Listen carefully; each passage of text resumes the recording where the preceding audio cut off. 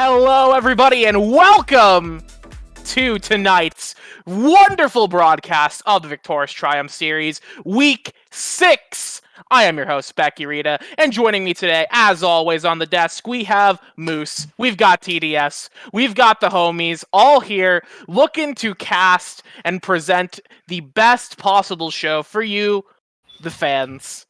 On tonight's broadcast, because the games are going to be very... I would say they're going to be some good games, and there's going to be some games that really matter for the standings and for these teams who are trying to get that last spot in playoffs secured. Moose, how's it going? How are you doing today?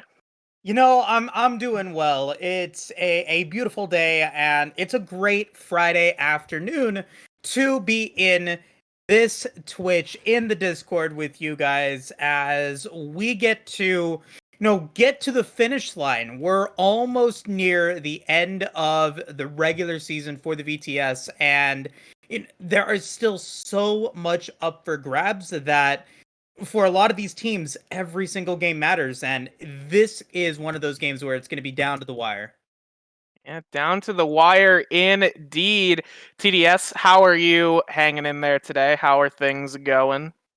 Just like we're trying to build it up, I'm excited for today. Whoever wins this match is going to poise themselves into a better potential standing for reaching that playoff spot, which is what everyone really wants to achieve. It's not necessarily finishing first or second, it's actually just reaching playoffs and then we see what happens next. That's what really matters. Yeah, you got to get to playoffs first before you can even consider what you do after you get there. Yep. So there are a lot of teams looking to make. There are some teams that are unable to make the cut.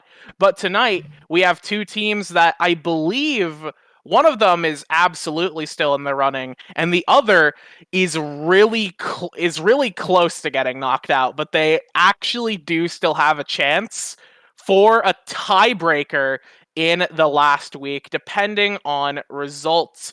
So let's take a look at the standings actually to see where those are currently. Here they are. Amazing. Yes. In Group A, not a whole lot has really changed, although RF did win the head-to-head against GBC that they had last week. So the Rice Farmers have secured sole possession of second place, while GBC and GEB are now tied for third place. So those are the two teams currently waiting to figure out if they are going to be the ones who will make it into playoffs, or checking to see if there is even a possibility. I guess maybe. There's absolutely still a possibility. And these two teams are actually going head to head this week as well. GBC and GEB. So that's going to be exciting for them to contend with. On the side of Group B, again, not a whole lot has happened, but we now have a three-way tie for fourth place. So, Akuma, they are now tied with Ragnarok Esports, Thor, and Wolfpack. And the Wolfpack. I don't remember what the A stands for, so I'm just gonna pretend that doesn't matter. All three Okay. of these teams are looking to secure this last playoff spot, and I believe this week, looking back at the schedule, Wolfpack and AKM actually are going to be playing their head-to-head match against each other this week as well. So that match is going to be very important to figure out who is going to get closer to securing fourth place. And for RST, they need to secure their game today, because otherwise, it is going to be pretty much impossible for them to catch up with whoever is in the lead. It's very close right now. We've only got 2 more weeks of matches. These teams have only got 2 more results each to get themselves over the finish line, over the hill, across the finish line, to Grandmother's house, where playoffs will take place, of course. So yeah, I'm curious. How are you feeling about going into playoffs? These teams that are trying to get into the mix, into that fourth spot. Which teams are you looking at specifically, or have you looked at any of these teams recently to consider who's got some good odds? Sure. Do we want to start out with Group A first? Kind of talk about where we're at there, because I think both groups have a different dynamic to them with undefeated teams in Mm-hmm. with that first place spot, but realistically, we're looking at 2 remaining spots, just 2 remaining spots open in Group A and 1 remaining spot in Group B. And so, looking at Group A, you've got GBC, the Gothboy Click, and Glacial Esports. They're both 3-2. And then Ragnarok Esports and CBU, they are only 1 game behind at 2-3. So, with 2 spots still available, one of the 2-3-2 teams, whether that is Gothboy or Glacial Esports, will confirm that third spot in the playoffs this week with their head-to-head match against each other, followed by then week 7. So, Ragnarok Esports, Loki, and CBU versus, and then these Gothboy Click versus GEB, those two games are extremely important for GEB and GBC, for one of them to determine who's going to make it into the playoffs, and for CBU and RSL, it is a must win for both of those teams. If they lose out today, there is no possible way for them to be able to make the playoffs. So those games are 100% going to count, and we need to be looking at those two games in Group A to kind of determine who maybe that fourth spot is going to be, because Week 7 then is still going to be very much up in the air. Yeah, Week 7 will still be up in the air, which makes it very exciting for the viewers at the very least who are following these teams to see who will make it out in the end. But I want to take a focus on Group B because we will be watching two of those teams play today. TDS between Akuma, RST, and WPA. I believe we've actually streamed all three of these teams. Correct me if I'm wrong. I think we streamed two. I'm not sure on WPA, if I'm honest. Okay. I'm looking back at it again. No, we have not streamed a match of theirs, but we have watched a match from Akuma, and we have watched a match from, or we're watching a match from RST tonight. So we'll get a look at how they play. So, but of course, we still have the stats, we still have the standings, and we still have the head-to-head matchup. So, based on what we have here in Group B, who are you feeling has a good shot of making it into playoffs of these three teams tied for fourth place currently? So, for starters, I do think that obviously whoever loses today, it's going to get eliminated essentially, because that like with 4 losses, that's it. You're pretty much out, and I think that that's also setting up for what we're seeing in Group A, because whoever reaches 4 wins will be qualified, and I think that that's going to be the most important parameter to try and see is whoever has the easiest time to reach those 4 victories. So I think that it's going to be interesting watching who can win those, because I think that whoever wins tonight will have the biggest opportunity to reach that 4th place, because it's a momentum boost. You also eliminated one of your main competitors, and then in the last week, depending on your matchup, it's going to be easier or harder to try and reach that playoff spot. I don't want to say a history, but I've known the Akuma roster because I've seen them previously, so I know what they are capable of, but at the same time, I feel like they may be in a transition period because of changing members, which can kind of make it hard for them to try and perform to their highest, or to try and reach a high level that they can face into playoffs. I think RST is potentially poised to be the better one out of the 3, in my opinion. Looking at how the previous weeks came into this one and then potentially into the last one, I think RST may be the one with the biggest chances, but I think it's going to all fall into who wins today.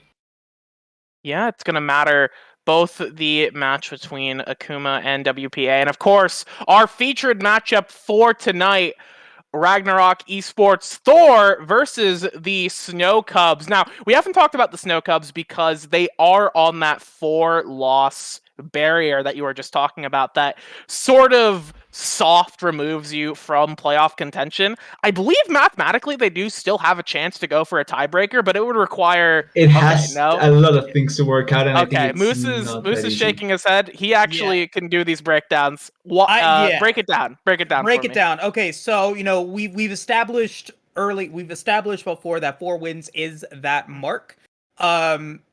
And so if in order to make that playoffs, you do have to go for those 4 wins. Since there's 7 weeks 7 weeks of play, you can either go 3-4 or 4-3, and 7 or 4 out of those 8 teams at the very least go 4 wins. It's just how that's going to play out here. You look at the 3 teams that are currently 2 and 3. There's no possible way for one of them. There's no possible way for all 3 of them to lose their remaining 2 games, that to have them be at a 3-5 or a 3-4 schedule, or last 2 games. So 2 and 5 is the actual play there. So there's no mathematical way for that to happen. So that means that Snowball is, of course, out. But there is a chance for potentially some tiebreaker action, especially between Ragnarok Esports Thor and Akuma Blades. Because Ragnarok Esports Thor did win out against Akuma Blades in their Week 5 match, there is an opportunity for Ragnarok Esports to take that 4th place spot from Akuma, which, considering what TDS said and considering Akuma's legacy within the VTS, it would be a very shocking finish for them if they don't make it into the playoffs. Yeah, I remember last split they made it into playoffs and made a deep run as well. So not even making it this split will be quite a shock, and definitely something that is worth talking about and worth looking at to see what's happening. But of course, as TDS mentioned, these players are going through transition periods right now, and not just in the team, but of course, we're on a new patch. So things have changed, for better or for worse. Belveth is still disabled, although she is currently released. I believe she'll be disabled until playoffs, or maybe just for the next week. I would have to double check, but either way, we will not be seeing Belveth this week. I don't think she would get picked anyways, but I maybe because it's funny, I guess. It's fine. It's fine. We'll see Belbeth being playable when she gets the buffs that she's bound to get, because Riot will not allow for her to be weaker for more than one patch because she's a new champion. So she's going to get buffs next patch, and that's when we'll finally see her played. Yeah, we're gonna probably see her played then, but for the time being, she will be disabled. However, there are plenty of other champions who receive some adjustments, and most importantly, we saw adjustments on mage items, we saw adjustments on tank items, and we saw the absolute gutting of the baseline healing reduction items, that Oblivion Orb, the Bramble Vest, the Executioner's Calling. All 3 of them got hit very hard in the last patch. To get value out of those items, you need to actually get them to their final form, which is going to make it so that champions who rely a lot on healing, things like the Aatrox or other similar healing, drain tank bruisers, they're gonna be, I believe, personally, in a much better spot in this patch and could be defining more of the metagame. Although that remains to be seen, because it has literally been like 2 days on the patch. We'll see where these things pan out. I'm curious how much experience you've had either watching games or playing on the patch currently, to where you might have other perspectives. On the newer patch, I think that it's pretty. I don't want to say that there's a lot of things that I think are far from where it was previously. I think that the heal cut being affected to a certain degree does impact certain things, particularly because I think that much more so than just straight up drain tanks, I think that this benefits and affects enchanters alike, because it's easier to get your healing out, but they are also one of the classes that benefits so much out of the heal cut, because there's one item that they are almost always build, which is the Putrefier.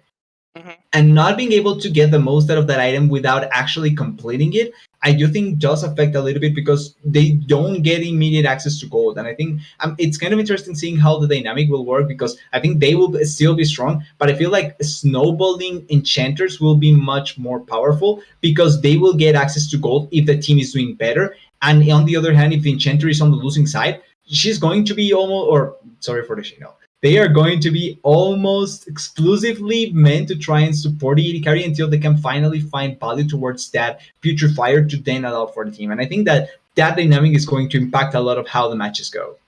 Yeah, let's not forget about Tarek, who received some buffs. But yeah, Moose, how are you feeling? What do you think about this patch? Yeah, I know we're kind of running a little late on time, but I did want to, really kind of re-emphasize. I think one of the main reasons why the basic healing reduction items were nerfed is because we have seen for many patches and for many seasons, players feel comfortable with going with just the Oblivion Orb or going just with the Bramble Vest and saying, we're not going to complete the item because we don't need it. We're just getting the Oblivion Orb. We're just getting the Bramble Vest for that healing reduction. So I think Riot is making a good call here, saying that if you actually want to get the healing reduction that you're looking for, you need to build into the full item and, get that good value out of that Thorn Mail, out of that Mortal Reminder, or out of, the Chemtech Putrefier, which means that whoever is going to be on Grievous Wound's duty, they need to be the ones that are going to go for that second item. I don't think that we're going to see a lot of it third item. I think, if you're going to go for it second item, but it means that that player has to have so much protection, and you need to make sure that you're landing your abilities 100%, because if you don't, then you're not getting the full value out of your item, and you're putting yourself behind in your build. So for these enchanter supports, it's extremely important, and now it makes it very vital for them to be able to get all of those assists and to get that early gold so you can get to that Chemtech Putrefier early on, because if you don't, your team might not have enough Grievous Wounds to get past it. So very important for all of these teams to really allocate their resources and their money effectively. Yeah, it's going to come down to how these teams can divide those resources. And I do think that it is smart to, like you said, look for a single Bramble or a single heal cut user rather than just slapping it onto every single champion, because of how not necessarily expensive all these items are, but in terms of efficiency, you kind of don't want to just have everybody wasting 2,500, 2,600 gold on whatever heal cut item just because there's a lot of healing. It depends on who can get it around the most and who can make the most use of it. But before we go into draft, really quick, predictions for tonight's match between the Snow Cubs and RST. Moose, why don't you start? I'm going to give this one to RST. Looking at their stats, especially looking at their Barons and Heralds per game, they have been the team that has played more consistently. And because this is a must-win game for them, I expected them to be playing at the absolute best level. Snow Cubs does have the opportunity to upset and eliminate Ragnarok Esports with a win here today. So definitely don't count them out. But because there's so much on the line for RST, and considering some of their stats, I think they've got this one in the bag. Okay. Do you agree with that, TDS? Yeah, I'm on the side of Moose here. I do think that it's still a matchup that you need to be careful about, because it's like, even though they have nothing to lose, that also means that they are a really dangerous threat, because they can just perform like they want to and they are not at risk of anything happening to them. Meanwhile, RST really needs the win to happen to them to try and still keep their playoffs chances alive. So they may play a little bit with the fear of trying to, or of getting pushed out of playoffs. But all in all, I do think RST are the better team overall, and I honestly think it could fall into a 2-0 for them, being taking a confident win into next week. Okay, taking a confident win into next week. Well, both of you seem to think RST is going to take it, and now I would be dumb. I would be dumb to bet against them. However, I will absolutely do it. I'm gonna believe in playing spoiler. I'm gonna go for it. I'm thinking that Snow Cubs are gonna come out with a 2-1 victory this week and crush the hopes and dreams of RST.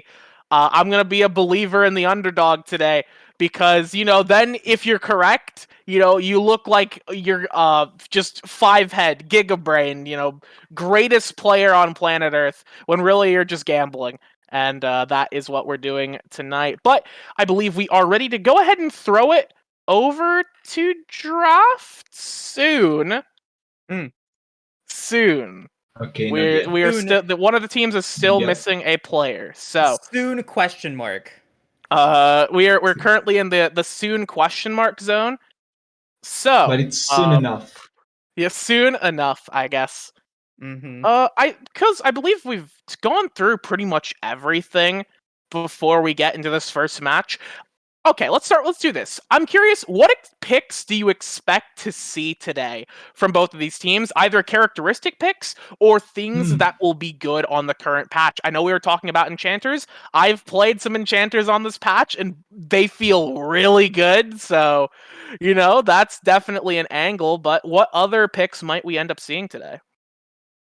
So I know that Kog'Maw got I don't want to say it's not a nerf, it's an adjustment, if I'm not Mhm. wrong. It's kind of an adjustment to it. So I do think that he got kind of, well, he got touched. I think that's the best way to put it. And I think that that may make some players shy away from it because even though it's not necessarily bad, when you see a champion being affected in any way, you kind of shy away from it, and that may open up a chance for something like Twitch, because I think that Twitch is actually a really underrated AD carry right now, and you can pair him up with almost any enchanter, and he feels quite good. Like Yumi Twitch is really good. Lulu Twitch is really good. Karma Twitch is, I think, not as good, but it's still good enough. So I do think that you can try and play around with Twitch like you would with a Kog'Maw, and you can find quite a bit of value with it, especially because he's not tied to bot lane necessarily. He can roam around thanks to his invisibility, and he can actually impact a lot of the lanes without actually just staying down there in bot lane. Okay, that is, I think, a good pick to consider as in the in tonight's matches. Moose, what do you think? Or if not, like, what do you think we're gonna see? What would you like to see tonight? I think I would like to see how well Renata has translated into the bottom lane.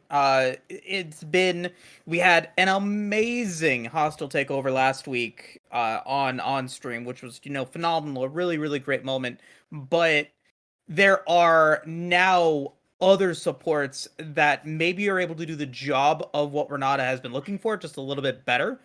Senna TK has had a wonderful resurgence. Callista Leona can come into the fray as well if you want to try to make some exciting things happen.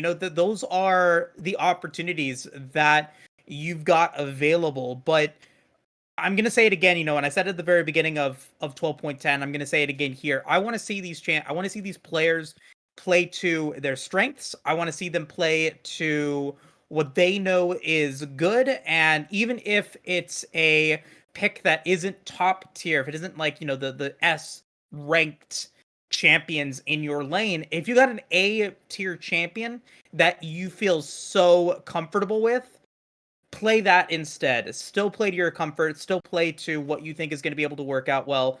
Let's see how it plays out, and hopefully we're going to see some really good plays happen today. I'm looking forward to this battle for sure. Yeah, I'm looking forward to it as well. I'm looking forward to some spicy picks. I'm definitely curious about if we'll see any adjustments in top lane matchups based on the tank item buffs just across the board for them. If we might see some more tanks, probably some Ornn. Ornn, it's Ornn. It's Ornn. Everyone's It's favorite the Grey champion. Ornn. Hooray! Love Ornn. But other than him, a lot of other tanks have been seeing presence. Like Sejuani, teleport, ignite, top lane Sejuani. I don't know Wait, if that's cheese or if that's legit. I haven't seen that yet. Is that actually a thing? It is a thing. It rolled me over when I got to play up against it in solo queue. Granted, I'm not a good player, so we'll have to see. If it comes out, whether or Maybe a not it's patch. the real deal, or if it's me being bad, or both. Both could be possible True. simultaneously. And that It's when it in that happens to the example, best of us, okay? You can lose against anything. all right, It's yeah, okay. and we'll have to see if these players tonight will pull out some interesting picks and can catch their opponents off guard, or will just be able to pilot the standard meta picks to success. When all the chips are down, comfort can be what gets you across the finish line and into playoffs. We're ready for draft, so I'm going to go ahead and throw it over to you two. We'll see what these teams will bring on the new patch right now. Thank you very much, Becky. And like you said, we are in a new patch. We are in a do or die situation for Ragnarok Esports Thor as they look to get themselves their third win in Group B, keeping their chances of a playoff hope alive. Snow Cubs, though 1-4, still have some prowess, still have a win under their belts, and they can play spoilers for RST if they are able to take this series win. Thor going to be on the blue side for game one. Comparatively, Snow Cubs going to be on the red. And looking at the bans, we're seeing some of those picks that you discussed and some of those common picks that we've seen in the VTS since 1210 not going to be available. The Nautilus Kog'Maw Wukong getting banned out from Thor, going to be pairing it up with the Zeri. Meanwhile, Snow Cub, they've decided to lock in Rengar, Camille, and Graves as their bans, picking Volibear R1. Yeah, and the Seri pickup for first pick, it's a champion that has been showing a lot of resurgence, particularly now. I think she got a couple of buffs that really impacted her, and I think that as a late game carry, she actually doesn't feel that bad, so I'm not mad against this kind of pick. I do think that first pick wise, maybe there's a couple of better options, or at least other champions that you could look forward to, but still, it's not a bad pick to opt into. Bolívar on the other side, a pretty straightforward jungler that you can get the most value of really early on, and he's still a really good face tanker, and you can pair him up with Yumi in a Really Nice Matter or the Karma as well, and you can find quite a lot of value. So I like the pick here, and I like the flexibility that is still present on Ice Snow Cubs, because you can flex both Karma and Bolívar in I think 2 or 3 positions between the Karma and 2 positions with the Bolívar, and it's still valuable enough. Yeah, Snow Cub's definitely more elastic here in the first 2 picks. The Karma can go into the mid lane or into even into the top lane. Isn't just lost or just locked into the support role. Volibear the same way can go jungle or go to the top lane, but for Ragnarok Esports Thor, they knew exactly what they were trying to get out of the draft, and they have drafted around that. Zeri is going to be paired up with Rakan to give her a little bit more protection in the lane, but then also allow her to move around in these team fights if the quickness is able to land on into multiple members. I fear that they maybe have played into Snow Cub's hand a little bit. Karma Ezreal is an extremely bully heavy lane that is going to have dominance for level 6. Yeah, if it does end up being Karma Ezreal bot lane, it's going to be such a bothersome bot lane, because not only do you lose the push quite a bit thanks to just the pushing ability of pushing abilities of the Karma and then the range from the Ezreal, but also if you over push yourself, you can actually set up for a potential gank from the Bolívar because of the boost that the Bolívar gets thanks to the Karma. So it's actually a risky lane, and I think that, like you were pointing out, they kind of played for what Snow Cubs wanted to go for. As the bans come through, though, there was a lot of attention towards topside from the side of Snow Cubs. If you notice the 4 picks that were already picked for the ban list, and now with the Jax, there's a lot of top lane bans, so we may get a tank v tank matchup, or we can actually begin seeing that Aatrox that we were mentioning previously because of how buffed it is right now. Yeah, Ornn is still available. I still think that Ornn is one of the best top laners in the game right now in the meta. Gnar is still available as a flexible option, but speaking of flexibility, Snow Cubs is worried about maybe that Sylas going into the top lane as well. You do have some decent ultimates available with the True Shot Barrage and the Stormbringer, so that is maybe telling me that they want to go for some really strong ult-heavy picks, and Akali does fit that bill. Perfect execution in the mid lane can be very scary, but if we wanted to go back to maybe 12.1, 12.2, play a little retro action, we could see that Turbo Chem Tank Akali go into play here in the R4 pick, so still just trying to keep that flexibility going. I wouldn't recommend it, but I wouldn't be mad against it either, just because it's I think of nice to see if it does end up there. Akali does provide flexibility still, because she still can fall into a couple of positions and can still be valuable, but we were baited a little bit with the GP. I do like the Yone here because it's still a flex potential pick here. The problem is that now you do have to pick your remaining laner as Ragnarok Esports, and then the surprise is no longer that impactful as if it was in a previous pick. Now, for the remaining laner, I can kind of see trying to stay on topic with an engager. We could see maybe something like a Sion in top lane, which wouldn't be completely bad, but instead it is going to be the Yone top lane with the Syndra in the mid lane. They were lacking magic damage to a certain degree, but so it does fit in that regard. The problem is that Syndra is not necessarily a huge engage kind of threat. She's much more so a position-based mage that will try to stand her ground and try and use her skills to push them away and utilize the immense damage burst that she has. So she may be a sitting duck sometimes if the Akali and the Bolívar are able to engage on her and kill her fast enough. And we're still yet to see the counter pick. See, it is the Akali top lane. Yeah, Kali Really versus nice Yone, heroes. and I think that, RST was just kind of calling their bluff a little bit, saying, if you Yeah, are going to pick a Kali in R4, that means that you are confident in it being flexible, so going to be picking up the Yone, and they're still going to get that AP damage in the Syndra. When we look at the full draft from Ragnarok Esports Thor, though, it is not very tanky. You do not have a frontline that is going to be able to land and survive a long time. Even when Trundle is able to use a subjugate onto the Volibear, your only subjugate target against the snow clubs, I might add, you're yeah. still not very tanky, and you are going to get kind of whittled down somewhat quickly here. With the way that Snow Cubs has drafted their composition, you have a lot of poke that, if you do not use Subjugate effectively, if you do not initiate and engage in these team fights and be able to execute somebody from Ragnarok Esports Thor, Snow Cubs is completely fine with that extended fight, and they're going to win out 9 times out of 10 in that regard.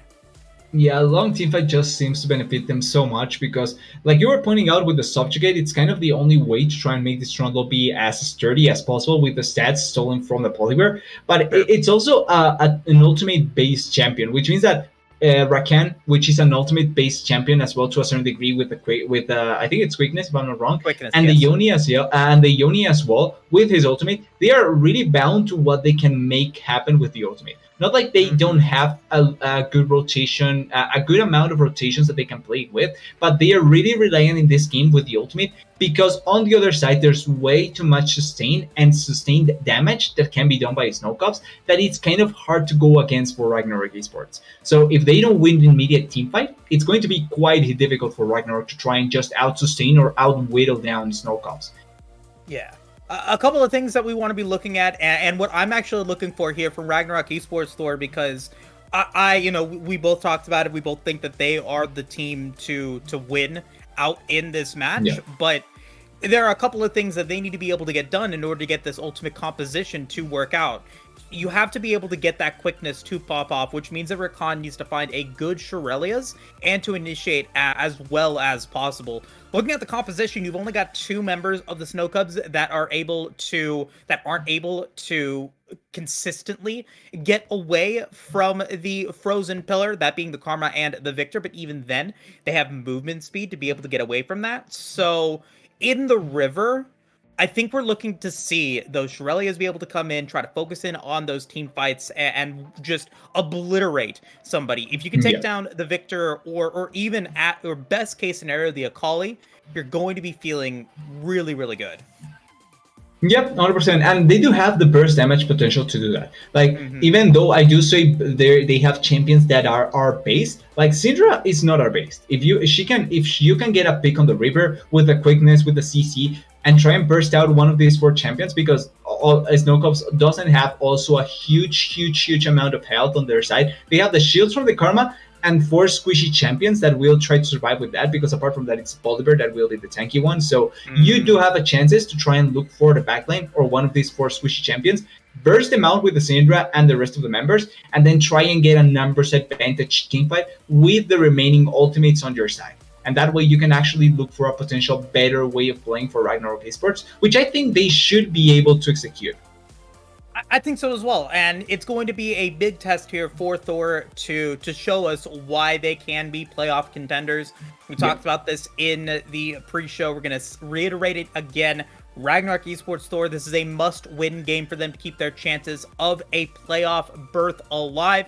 They lose this game, they are out of the running for the top 4, so an extremely important game, and the Snow Cubs are going to be potentially going to be a team that can do that. We're going to take a quick break before we do really quickly TDS predictions on the Dragon Rift that we're going to get for Game 1. Infernal, I want to see action. I want to see death. Infernal Drake, we have only seen one Ocean on stream before, so I'm going to go with Ocean to maybe kind of even that out.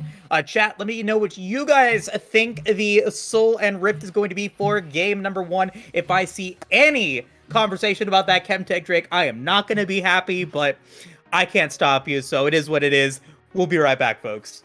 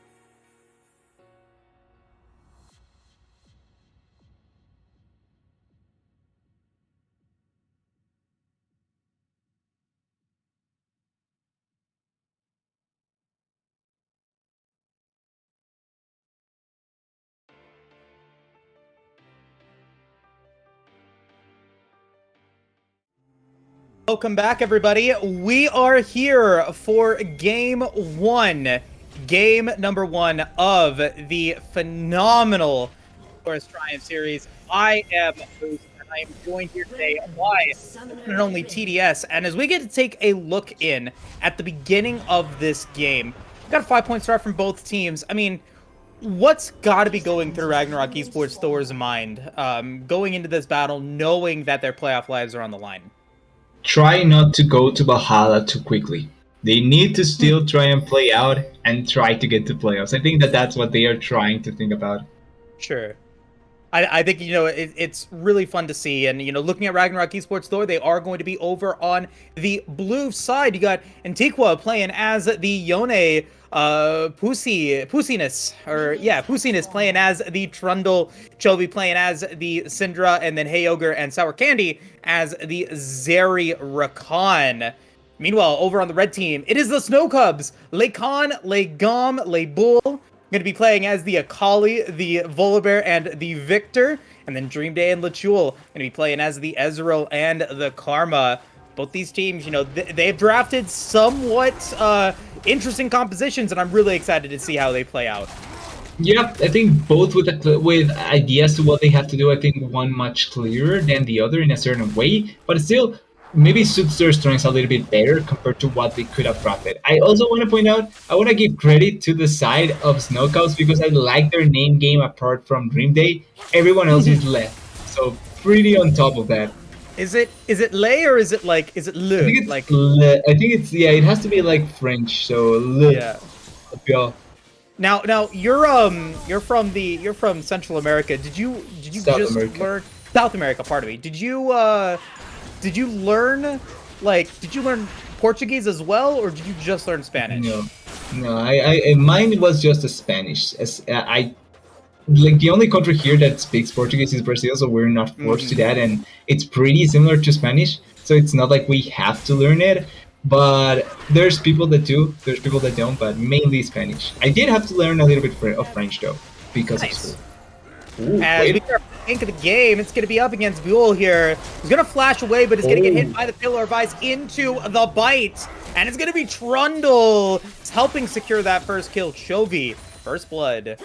Yeah, and with a really good gank timing, opting into a 3-cam clear into the mid lane gank. And I really like the stun that comes from the Chovy, because it's that setup that allows for the Trundle to just easily come in with the pillar and get the kill.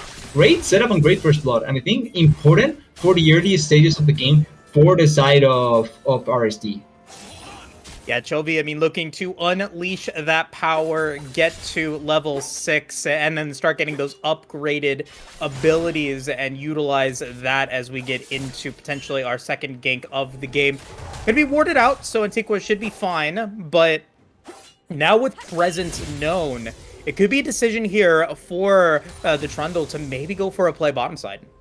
Yeah, the thing is, I feel like Pookiness, I'm not sure if we're going to call him Pussiness or Pookiness. I think Pookiness just feels a little bit better. But he was seen on the bot side and then also a ward put down. So I feel like there's barely any chance for him to opt into a play down there, even though he was kind of looking for it. But because of the control that they have, look at that. Now Bolivar gets double Scuttle Crab and just such an important lead onto the Trundle, even with that first blood that they were able to get in the mid lane. Yeah, so I think, good roaming there from Gom, and, recognizing that he did have priority in the bottom lane in that opportunity, so going to be able to secure that and give himself a bit of a CS advantage. Looking at the gold, it's not really represented on the gold graphs because the gold lead is kind of mitigated thanks to the assist that Puccinis has. But being able to get that vision is going to deny maybe some deep ganks in the next couple of minutes, and that's, somewhat important. We can kind of see it now as we take that, as we're in a break. Gom is trying to go in for some deep warding, or trying to be able to find out where the Trundle is at. And unfortunately, he's not going to be there. He's going to be over on its top side. Yeah, and it's the kind of thing that I kind of like to see from Bolivar. It's not shying away from early game aggression, even if it's against another early game champion. Because one thing that I feel some people may lack in, or some people may not try to be as aggressive with as with the Bolivar, it's when the start is not according to what you expect, and this also falls into other early game junglers. If the start doesn't go to what you really want to pull off, or your team is behind already since the first 5 minutes, you kind of shy away from going for proactivity because you kind of feel like you can throw away even more of the lead or don't have anyone try to follow up. But if you see windows of opportunity, you're kind of throwing away potential aggression that can turn into better gold for your team. And I like what we're seeing from Lacombe in that regard. Gom was the R1 pick, the first pick coming in from Snow Cubs in this game. So, kind of being able to develop a draft around that and maybe responding to maybe the draft that was kind of telegraphed a little bit from Ragnarok Esports Thor. Hey, Ogre, B1 Zeri is such a, it's such a statement to make early on in the draft that I think that overall, and we haven't really seen that too much yet, but I like the idea of Dream Day and Chul going in for a early game duo with the Ezreal Karma because you're going to be able to shut down that Zeri early on. Yeah, and the idea it also allows for the pick that they did in the first rotation, which was the Bolivar as well, because they have the priority in bot lane, they have the push that allows for Bolivar to also opt into much more aggressiveness. So the plan is there, the idea in the draft is there, they are executing towards that, and I really like that we're getting a chance to see that, which is great for the side of Snow Cubs. Now, for the side of RST, I do think that even though it was kind of telegraphed what they were going for because of the first pick series and then how it evolved, I do think that they go in with a clear plan and idea of what they want to execute and are not going to be afraid of whatever is thrown at them. And I also think that that's kind of the confidence that they can show coming into this game. Agreed. And, you do want to have that confidence. You want to play it to win, as we are now ready to resume the match. It looked like it was just a technical DC, and so we should be ready back to go without too much of a delay. Take a look at some of the more important, keystones and some of the runes that have come through. We've got 6 biscuits of total rejuvenation on the board here, and it looks like Dream Day and Chul might be needing to use them now. Dream Day is going to be able to use that Arcane Shift, and Chul's going to flash away, but that Frozen Pillar once again getting dropped after the crucial Summoner spell was put in. Well, it doesn't result in a gank. It is Summoner spells down. Yeah, Hilger took quite a lot of damage in that trade, but it is the flash blown from the Karma, and I like that they tried to go for the Karma instead of the Ezreal, because Ezreal had the Arcane Shift and also had still the flash, so there was barely a chance for them to be proactive, but by blowing the flash from the Karma, if the pillar was a little bit earlier or a little bit in a better spot, that Karma could have been dead and in that moment. So I like the way that they approached it. It didn't got the kill at the end, but it is a nice approach that they had at that point. Level 5 to level 4 here in the jungle. Gom 43 CS comparatively to Pucci, who is at 22. That is now manifesting in a significant gold lead, about 200 gold in the Volibear's favor, and a start on the first dragon of the game, which unfortunately will not be an Ocean Soul, taken at around the 6-minute mark potentially. Yeah, it is kind of sad that we're not going to get another one of those still, but great timing from the Bolivar to opt into the Ocean Soul, and there's barely anything to kind of punish this Ezreal here that is alone, or anything, or any movement from the Karma, because the bot lane is so low on the side of RST, they can barely do anything, and on the top side, Trundle already realized this, trying to respond with some kind of play on the other side, but there's barely anything that he can do. No Herald, no Cover Crop, Bolivar coming up, maybe they try to stop him from stealing some of his camps, but even if he steals some, it's not going to stop or take away from the play that happened already in the bot side.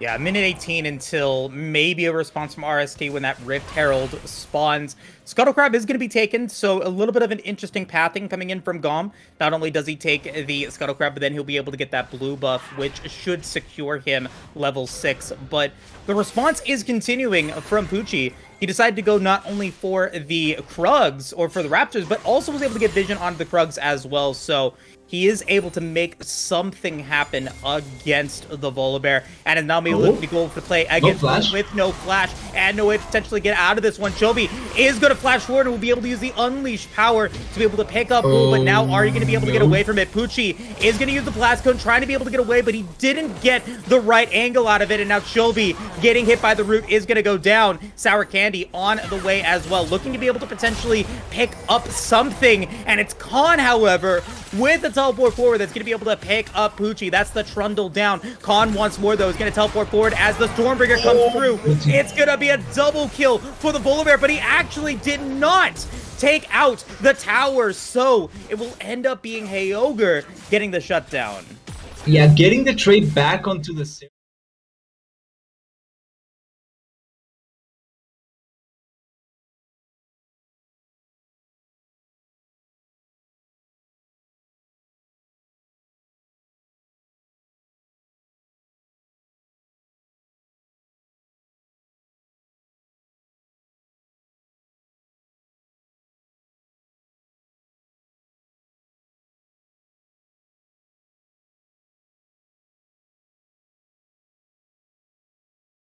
But it's still really worked for the Akali, and I think the worst part of all, it's that the Syndra gave away a shutdown onto this Ezreal. Yes, 7 summoner spells consumed in that scuffle for Ragnarok Esports Thor compared to just 3 from the Snow Cubs. So really getting everything and their money's worth out of that teleport from Khan. And like you said, despite not getting the Rift Herald, not getting any kills, you do get those assists, and you are able to push Gom into a significant advantage against Poochie. They weren't able to stop the Rift Herald getting taken, and Antiqua also able to take 2 turret plates in the top lane, so overall, I think the damage was mitigated somewhat from Ragnarok Esports Thor, and now they're looking to maybe find the play against him now. Buell does have Flash available and is looking to maybe pick something up. Will have to use it to survive. Flashed almost a little too late. He thought that with the damage, that with the pillar still down, he could kind of evade it, but the damage from the Syndra is super high. So almost playing with way too much threat of dying there, still being able to flash away, and forcing both ultimates out of the Syndra and the Trundle. Not a bad overall trade if you try to see it in that regard, but I do think that now RST is kind of in the back foot in the sense of what they're trying to do, because they feel like are a little bit too desperate for some of these moves. Instead of trying to just force something out, then trying to use the referral that they just collected, and are losing so heavily on the bot lane as well as with the jungle matchup. Yeah, I mean, despite the 3 assists that Khan has, and the even CS, the power of those 2 turret plates, the 360 gold, the 320 gold, pardon me, that Antiqua was able to get, is ending up securing him an even play with Khan in the top lane. As the game progresses, we really need to be paying attention to how powerful these 2 champions are going to become.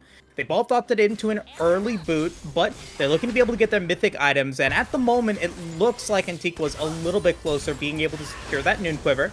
Meanwhile, in the bottom lane, Poochie is going to try to go in for another play against Chul and Dream Day. Didn't quite get the Ice Pillar that he was looking for, and that'll end up being a walk away.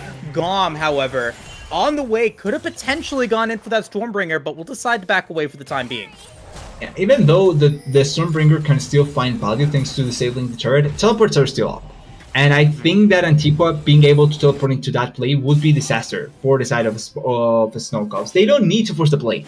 They just need to threaten enough so that they don't fully engage into the Ezreal and the Karma, and nothing is lost on their side. And they still have control over the bot side. Look at that, the Drake is being started as soon as it spawns, and they have complete control over what's happening there. Nice trade in top lane. Yeah, Antiqua, though, maybe to try to be able to get it with a Fate Sealed is going to be able to deal a lot of damage to Khan, but the perfect execution is going to be... Oh, it's the blast forward into the Steel Tempest. Antiqua, Nerves of Steel, picking up that 1-for-1, and the Dragon is going to get taken in response over from Snow Cubs as the Rift Herald may get dropped here in the top lane.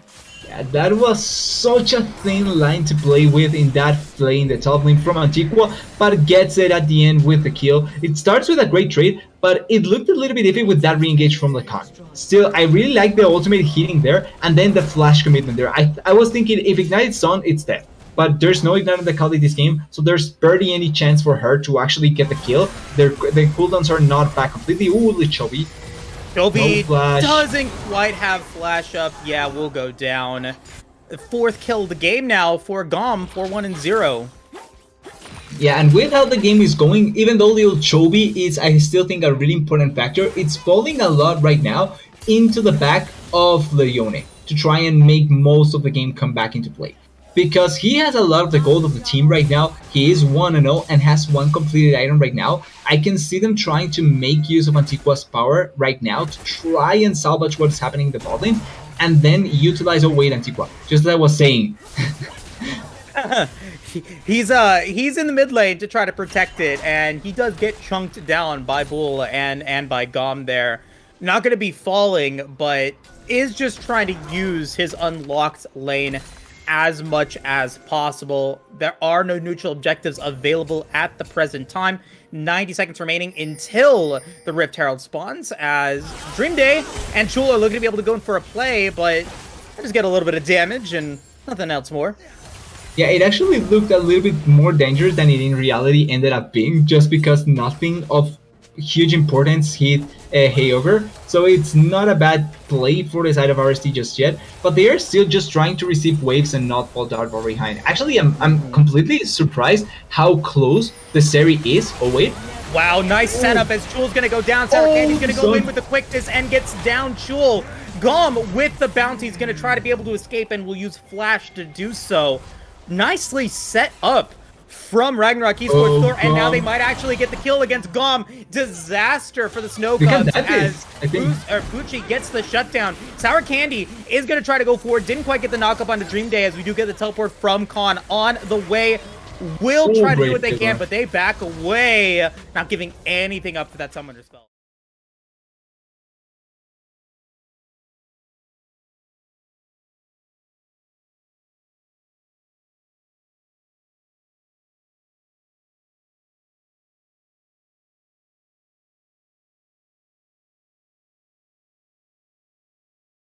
Think why when did the Seri committed the flash, because she used the flash before going over the wall, and I think that there was a better window for the Seri to use the flash. Still, it's a 2-for-0. They get a lot of gold back, and they also afford the teleport out of the Akali. They also afford the teleport out of the Akali, which means that now you have teleport advantage on Leone. Exactly, and it's huge now for Heyoger as well, now in a gold advantage, or almost in a gold advantage. It's about even now, 1-0-1 on Dream Day, and about 200 gold behind for Heyoger on this Zeri. But the massive development there is that 600 gold bounty, or 600 total gold, including the bounty, on Gom does get shut down. Pucci is now able to retaliate, and it is in an even gold state, despite a 15 CS disadvantage, and the macro play, because of that one moment, has resulted in the Rift Herald, the second Rift Herald of the game, getting taken by Ragnarok Esports. Yeah, if I'm honest, I actually would have liked that they give the second Rift Herald to the Yone, just because I feel like with how some of the game is playing out, you can just allow the Yone to stay in the side lane. He actually wins the matchup against the Akali at this point with the shield pull, and then you give him so much gold potential to him alone with the Herald. Like, he can just push through a wave, especially if the Akali is not in place, and that is a way to try and threaten the map. Still, getting the second Rift Herald is actually really huge to try and set up for the next Dragon play, because for the Dragon fight, well, for the potential Dragon Soul of the Snow Cubs to try and play around that, you can just drop the Herald, and then you have priority in either the Dragon or the lane to try and get something out of the play overall. Looks like we might be seeing a team fight come in here. Important things to note: Heyoger with no flash, no exhaust. Chovy, Pucci, and Antiqua all have flashes. They initiate in on the Fate Seal with a ton of damage from Scatter the Weak as the quickness comes through from Sour Candy, going to be able to take down Bull, and that is huge here for the side of Ragnarok Esports. Thor, Sour Candy is going to fall, as well as Chovy, but Antiqua is still at a pretty good health bar, going to be able to potentially take down Khan. No, a great use of the perfect execution to escape. Heyoger is all alone and is going to be on the way, going to be able to use the dash to be able to go feeling free. Heyoger is still alive, and Pucci will be able to take another one. It's a double for Pucci, smiting down the Bear of Thunder, and Ragnarok Esports floor is crashing.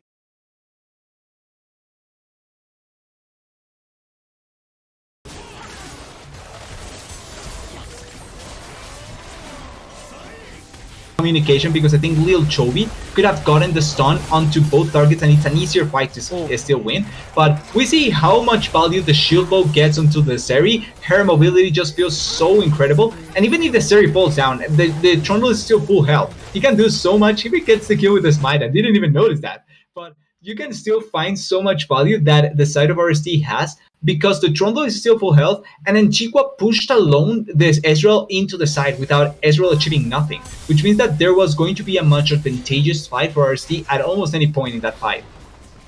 Yeah, and now the gold has significantly swung into RST's favor. Yeah. It's still an even gold game between Dream Day and Heyoger, but it is a 1,400 gold advantage for Pucci against Gom. It is a 1,000 gold advantage for Antigua against Khan.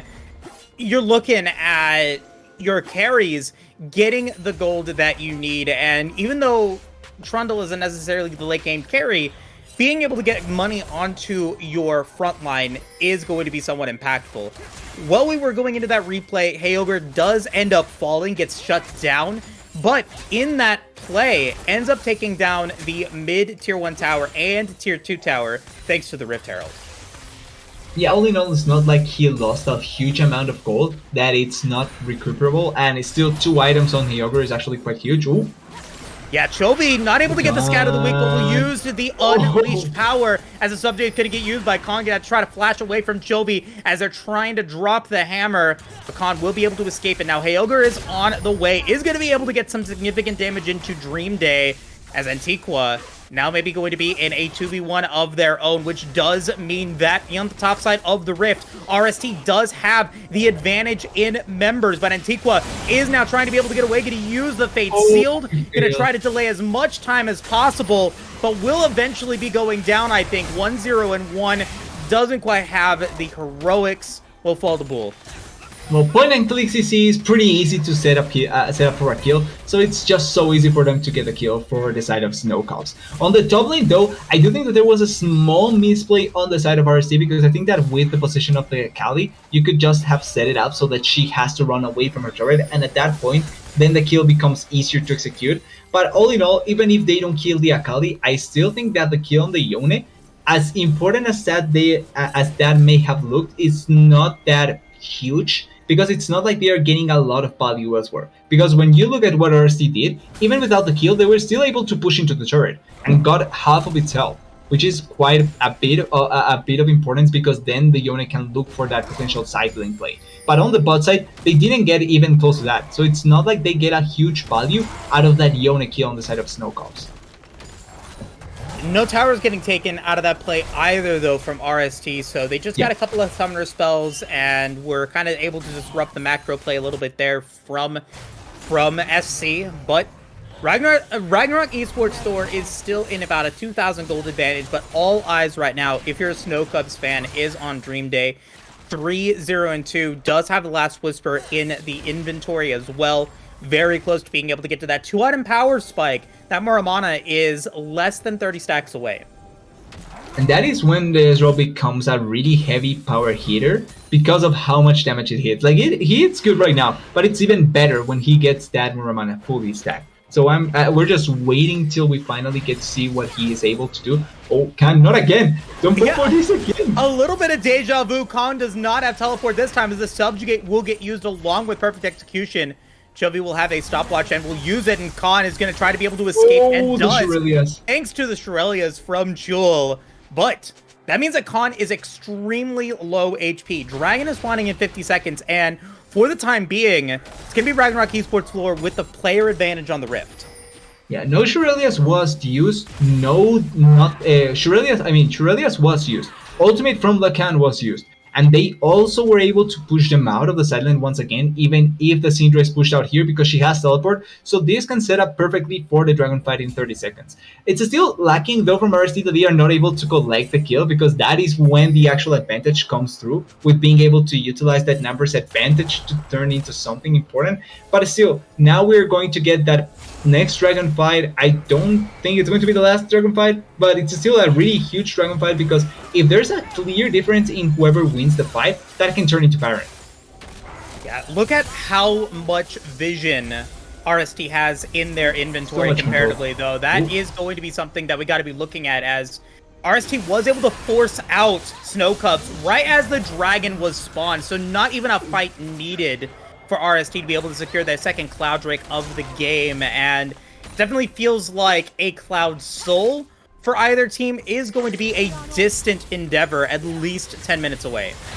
Yeah, I do want to point out, though, that when was the last time... Oh, wait. Bomb is going to be initiating thanks to the Shurelias from Jewel, but a beautiful entrance there from Sour Candy. He's going to be able to get the knockup, and Gomb cannot do anything after shutting down that tower. Sour Candy has had some great recon plays this game. Yeah, Sour Candy played that really nicely, and they just blew the exhaust for everything that was blown out of the Snow Cup side. If they try to force a fight at this point, they will have a clear advantage onto the Snow Cup side, particularly against this Bolivar, because he committed the ultimate. Yeah, so we got to see now what the play is here on the side of Ragnarok Esports Thor. It does look like Sour Candy is going to initiate, going to be able to get the grand entrance onto Gom, as well as the Chilling Spine from Uchi. Gom is the target. He will go golden, but to no effect, will fall to Heyoger, now 4, 2, and 3. He can dive this as well. Bull's going to get under tower, but like you said, this is diveable, but that might not be what RST is looking for. They there's know no smite, actually. That the Baron Stealer is gone, and so they will be looking to go toward Baron, and there doesn't look to be a response from the Snow Cubs. There's a steel poke, so there's something that the side of Snow Cubs can work with, and Akali is teleporting in. There is a steel taking way too... Like, this is actually dying so quickly. I don't think... it's going really, really quickly as we get the Shirelli. He's going to go in onto Chul. The heroic entrance will be able to secure the kill onto Chul, and now Dream Day is in trouble. 3-0-2, trying to keep that deathless record going. Is able to go into a rampage and does win out. That double kill for Dream Day is huge, and Pucci is looking to be able to take down Bull, looking to be able to get whatever kills he can with so many members of RST falling in that 2v1 that Dream Day was able to win. Khan is able to get away, and Buell is able to survive as well. Dream Day is there along with Gom to secure that, and now RST is on the back foot. Gom is going to come in with the Predator as well as all of the movement speed that he gets. They're going to shut down Antiqua. They're going to take down Pucci, and only Chovy remains with Baron. Yeah, the greediness in their eyes ends up getting punished. They get Baron, but they look for fights completely separated, and it forces them into awful spots. This is great for some Candy getting the kill here, but you have to follow your rest of your team. Heyoger gets completely overextended in this position, loses the fight against the Ezreal, something that I think shouldn't happen that easily, and 4 members lose Flash in the overall lose Baron in the overall context of the game, and that is actually such a huge investment for just absolutely nothing. They get kills, yes, but the value here is the Baron buff, not the kills. So really huge blunder by RST, and actually I think they are with a negative Baron play so far. I mean, I think it was definitely worth the 2, 4, 6, 7 summoner spells that Snow Cubs used in that fight, including the teleport from Khan, to be able to retaliate. They end up taking Baron out of everybody except for Chovy, who's 2, 3, and 4, was able to pick up that Shadow Flame, but what could have potentially been a closeout opportunity for RST is now potentially not going to be as impactful because they don't have those buffs available. So really, really nicely done from the Snow Cubs. They do get some towers out of the play as well, so they're definitely still in this game.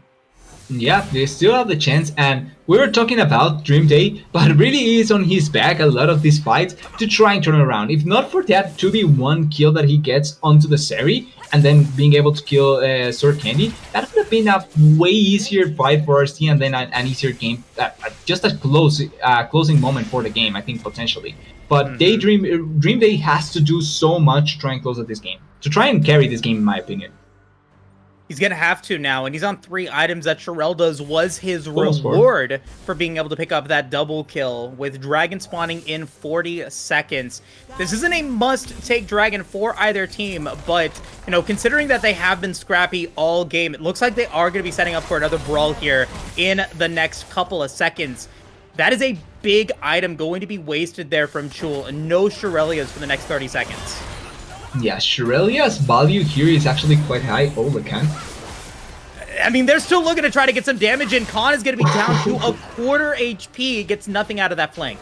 Has no teleport either, so he has to either play with this health value or disengage completely from the dragon potentially and just give it up. Lacan has no other window here apart from just committing and maybe dying completely. Oh, and Gucci's going to be caught out of position, though. Does have the subjugate and will using it on to Khan to try to be able to do what they can. Antiqua going to go forward to be able to get the grand entrance thanks to Sour Candy, and will be able to pick up 3 kills. Antiqua will end up once again trying to be able to do what he can. He is dominating. He's going to try to arcane shift away, and he does. He's doing so much. And look at the Stormbringer coming through onto Chovy. That is a god-like Ezreal who is playing like a god killer in this game. It is 3v3 down. 2v2 right now with Sour Candy is looking to be able to take the dragon. He cannot. Ends up going over to the Snow Cubs. Yeah, it's 100% on Dream Day, and he's delivering. He's actually doing what they need to do. But you have to question so many things here. Not only the fact that the Yone, even though he fails the ultimate, they still get the kills. But the ultimate from the Yone it's really, really important to hit. And missing on that actually means quite a lot of why they don't win this fight. Because that was an easier way to win the fight without committing way too many things.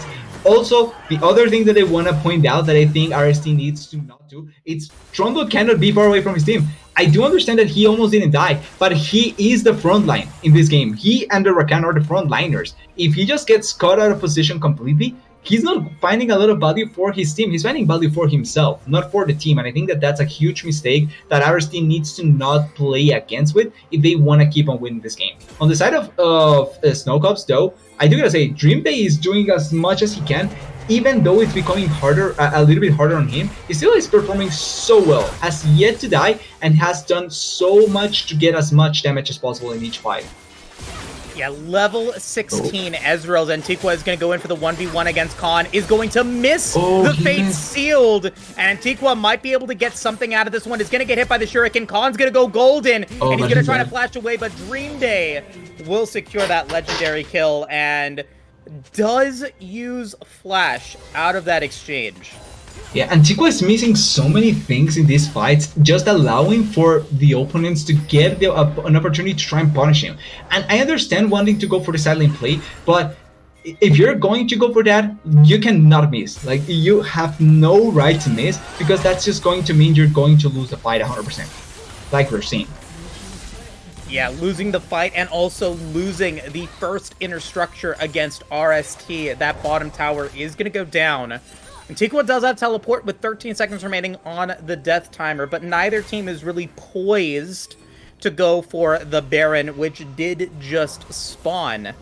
We need to be paying attention to how well Dream Day is going to be able to execute these next couple of fights, because you've got 4 items, you've got the stopwatch, but you don't have Flash. So if you end up getting caught out, that could potentially be the game for Snow Cubs if you can't get out of it. Yeah, the Sonya's value this game is actually so high, and if without it, you're really in a lot of threatening positions if you end up overcommitting. It is not impossible to not get punished, but it's better to try and not put yourself in spots where you're going to clearly get punished. Still, the vision control from both teams, I do think has been quite good. Now that we get a little bit of a breathing moment, the vision control has been quite good from both sides. I really like Snow Cubs trying to keep the control over the map to make it easier for Daydream for Dream Day to try and play around with. Because if he gets vision, he can poke, but also he can just play around any potential engage on him much easier. Now, you know, well, we do have a little bit of a slow moment. We're probably going to get into a player, so maybe not asking this question is right. But, you know, one of the criticisms that you've had, you know, in analyzing these team fights has been how split apart RST has been. Do you think that that is attributed to the way that Snow Cubs is playing, or do you just think it's sloppy execution? I think it's much more on the sloppy side, not trying to mean that Snow Cubs hasn't done anything on that regard, but I feel like Snow Cubs kind of separates themselves because they want to give a space for the Ezreal, as well as with the Karma the Victor. Oh. Yeah, and now once Buell. again, we're going to see Buell going to be the target here. It's going to go golden, and it's going to try to be able to just take what they can. As we get the teleport coming through, this could be a game-ending fight, as Antiqua is going to be using the Soul Unbound. Will not have that available. But teleport is used, and now all 5 members of both squads are in the top lane. It was flash from the Victor though, so there's still some kind of window of opportunity for them to play around with this Victor, but it's still something that I feel like RST doesn't actually get a lot of advantage from. Like, they committed a couple of things. They committed even the teleport from the Yone, not getting a kill back, not even getting any kind of position for this Baron buff. So it's not like there's any immediate benefit for either team. Prime position now potentially for Ragnarok Esports Thor to maybe get the Baron, but at the cost of the Cloud Soul. Snowcubs does hold all the cards right now, as Pucciness, once again, maybe going to be the target, is looking to get away from Gom, and does this time, despite the Predator getting used. It is control in the river at the Cloud Drake for the Snowcubs, and it doesn't even look like RST is looking to go for it. Yeah, actually, yeah, they are going towards the Baron because they think that there's no chance for them to go for this Dragon. But vision control has been an important part. Look at that ward. It tells them completely what is happening. And Legom is on the other side. So it's not like they cannot come join the fight. Even if the Victory is on the bot side, he still has teleport. Yeah, 3,000 HP for the Volibear. Volibear does not get it, and the Baron will be secured for RST. Going to go golden, but the quickness will be will end up going down. Gom is trying to be able to do what he can, as Bull is now trying to be able to get on the way. Jewel is going to fall. That's going to be Khan falling down as well, but Dream Day is still alive, and 4 members of RST remain with Baron. That was so close to being completely over for Snowcubs.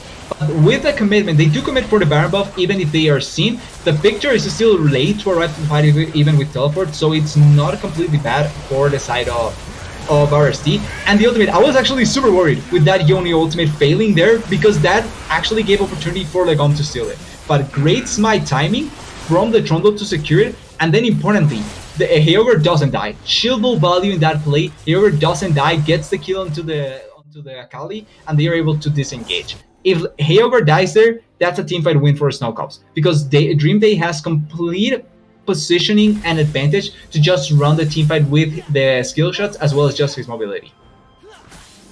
Well, for Baron to be secured, RST did pay a steep cost for it. Cloud Soul is now unlocked.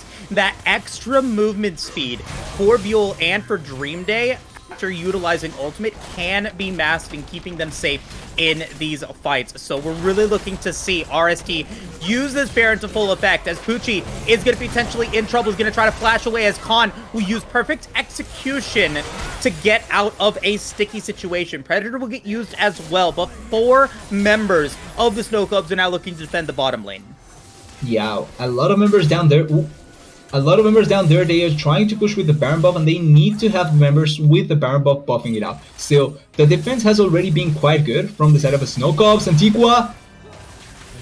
Wow, that is Immortal Shield Bow gone, but Heogar is able to bounce back with a lot of damage against Dream Day, who still has the Guardian Angel as well as pretty much unlimited ultimates. True Shot Barrage will get used to clear out that wave, and Ragnarok Esports Thor has not been able to secure any inhibitor towers. Yeah, I feel for Ragnarok they need to commit. Oh, Pucciness may get it. Yeah, Pucciness actually what is he doing here still? Yeah, he's gonna be targeted, and he's gonna die. Ugh. What? Why would you die for a couple of rocks? That is one of the most random decisions I've seen so far. Like, there's no value in that play. It's still great punishment by Snowcubs. They get the kill into the Trundle, which was over positioning. They blew the flash down in bot lane, and then once again get the kill in topside. So now they have a little bit of an opportunity to even push into the base. Oh my goodness, the Scatter the Weak is going to be able to deal massive damage. Jovi is huge with that Scatter the Weak. The quickness is going to go in onto Bull, and Dream Day will actually die, but will get resurrected to the Guardian Angel, but that is 2 members down for the Snowcubs. Luckily, they didn't have vision on that side for Snowcubs, which means that Daydream couldn't get spotted. But in a numbers disadvantaged fight, in a position when they could look for a fight, It's Sir Candy with a great engage into a little Chovy as well. Got such a massive 5-man stun, or I think 4-man stun actually. 3-man actually. 3-man stun to set up for the ulti of the Yone. It all worked out perfectly for the side of RST. And Akali with Daydream? Wait. Yeah, Gom is on the way. Khan is going to come forward and will just get annihilated from Heyoger. Will end up falling. That is now 3 members down for Snow Cubs, and they do get what they want. Dream Day falls. Heyoger will get the shutdown onto the Ezreal, and that is huge for RST. 2 minutes remaining until any neutral objectives spawn, but because of that, they end up getting the inhibitor. Yeah, they do get the inhibitor. Luckily, it's not going to fall into a play to try and end the game from the side of RST for against Snow Cubs, but Dream Day going for the Lee Sin kind of play that you see on your solo queue, where you jump in when you think that you can actually do something and gets completely punished. He's the one that cannot do that. Like any other member can die like that, like Can did. But if Dream Day dies, there's barely anything that the side of RST can do, because he's not only most of his damage, but his mobility alone allows for him to play team fights without having to worry too much. If he dies, there's barely anything that the rest of the members can do, because they just get engaged on and die. Oh, Heyoger? Looking at engage though, Heyoger is able to get some damage in onto Gom. Caught out of position, will have to use Stormbringer to try to get away, but Sour Candy got a heroic entrance, but will not use the quickness. Gom will survive, but with the Elder Dragon spawning in a minute, this is going to be potentially big. Chovy's gonna go golden, does have Unleashed Power, and is gonna try to go for it. Oh my god! Chovy on a killing spree gets a massive outplay against Khan, and now that is a 5v4 power play in favor of RST for the next 50 seconds. Has teleport and can come back into this fight, and will decide to teleport forward to maybe go for a game-ending play. Dream Day will whiff the True Shot Barrage, but they are not going to be able to finish the game. Heyoger is going to be down to about a 3rd HP. The Scout of the Week does not land, and with less than 30 seconds remaining, the Elder Drake looks to be the target. Yeah, they are looking for the Elder. 20 seconds. Akali has no teleport, which means that this can be just an immediate secure of the Elder Dragon. This is way too close. Daydream needs to be careful. Okay, he saws. He sees this. Dream Day does not have any Guardian Angel, no protection in this fight, but Gom does have the flank. Flash is available for Bull, but not available for Dream Day. Heyoger has Flash available, but not for Chovy, who used it in that last fight of the Scatter Week that lands onto Bull's gonna go golden. The Fate Seal is going to win. Bull's gonna be the target, but the steal is gonna land from Gom to take the Elder Drake. That is 1 shutdown. That's gonna be 2 against Ragnarok Esports, as Poochie is still alive, not able to take down Bull. And the Elder Drake gets taken by the Snow Cubs to keep this game thrilling. I think Trundle missmited. I think he smited before the Bolivar, right? I have to say it once again. They focus on trying to go for the kill instead of trying to finish the dragon here, which I think is a huge mistake. And here it is, the play. They go in, it is at around 2000. Yeah, he missmited. Wow. He missmited. Oh, true. For Pookiness, it's really unlucky. In such a decisive moment, you cannot fail the smite like that. He did push Dream Day out of the fight, which meant that instead of becoming a way worse situation, they actually get out alive and go for the Baron buff. But that Elder Dragon should have been all RSTs. If they commit for the Dragon instead of for the fight, I think they just get the Dragon, turn around the fight, and kill. Because they have the Elder Dragon buff, and they still have their cooldowns. But they committed, they kind of, once again, the continuing theme that we've seen, right? Going for multiple things at the same time has been kind of the only thing that you can criticize out of RST this game, because it's so apparent and so bad for them that it may actually end up costing them the game. Yeah, I mean, while they get Baron, they still have to wait for the Elder Drake to expire before they can do anything with it. They do not want to go into a fight against Elder Drake. They do have the Baron, and they have 2 inhibitors down to kind of delay and deny any pushing power here. But with that Elder Drake as a 5-man unit, they are able to make some plays happen, as Chovy maybe going to be the target. Dead Man's Plate, and the movement speed from Gom is pretty incredible. But this game, 41 minutes long, gold is not the issue. Towers are not the issue. It is these crucial team fights that are going to decide who plays this game, who wins it.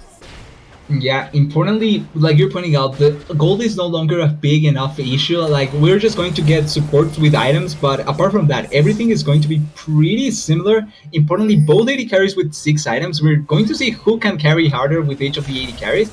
So this has to go into who has better decision making and who has better control over the map.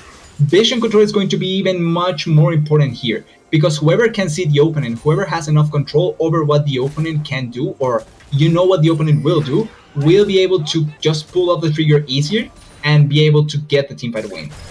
They are going over bot lane. Pucci is all alone, but the rest of RST is looking to be able to get an inhibitor tower to go down. Pucci is level 18 and is looking to still make this a 2v1 against Gom and Khan. He is able to take one huge for RST. That he was able to take that kill as 2 inhibitors will go down. Fake Steel will get used by Bull, but he will go golden to try to be able to get away, and Khan will be able to take the kill against Pucci. So it ends up being a 1-for-1 in that exchange, but Tower 1 is going to go down. The Baron is still up. So much damage onto Jewel, who will die, but Dream Day is trying to be able to deal what damage he can. The minions are powered up. The Baron is still big, and Dream Day, despite a phenomenal performance, will not be able to stop the super minions. GG to RST.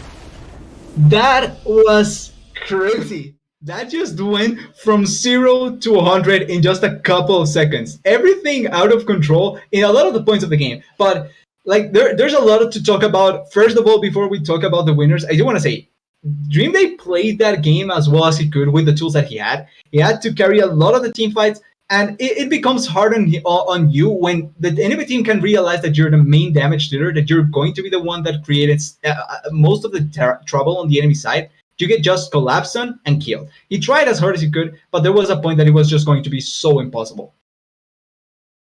Yeah, and I am back. So, hello.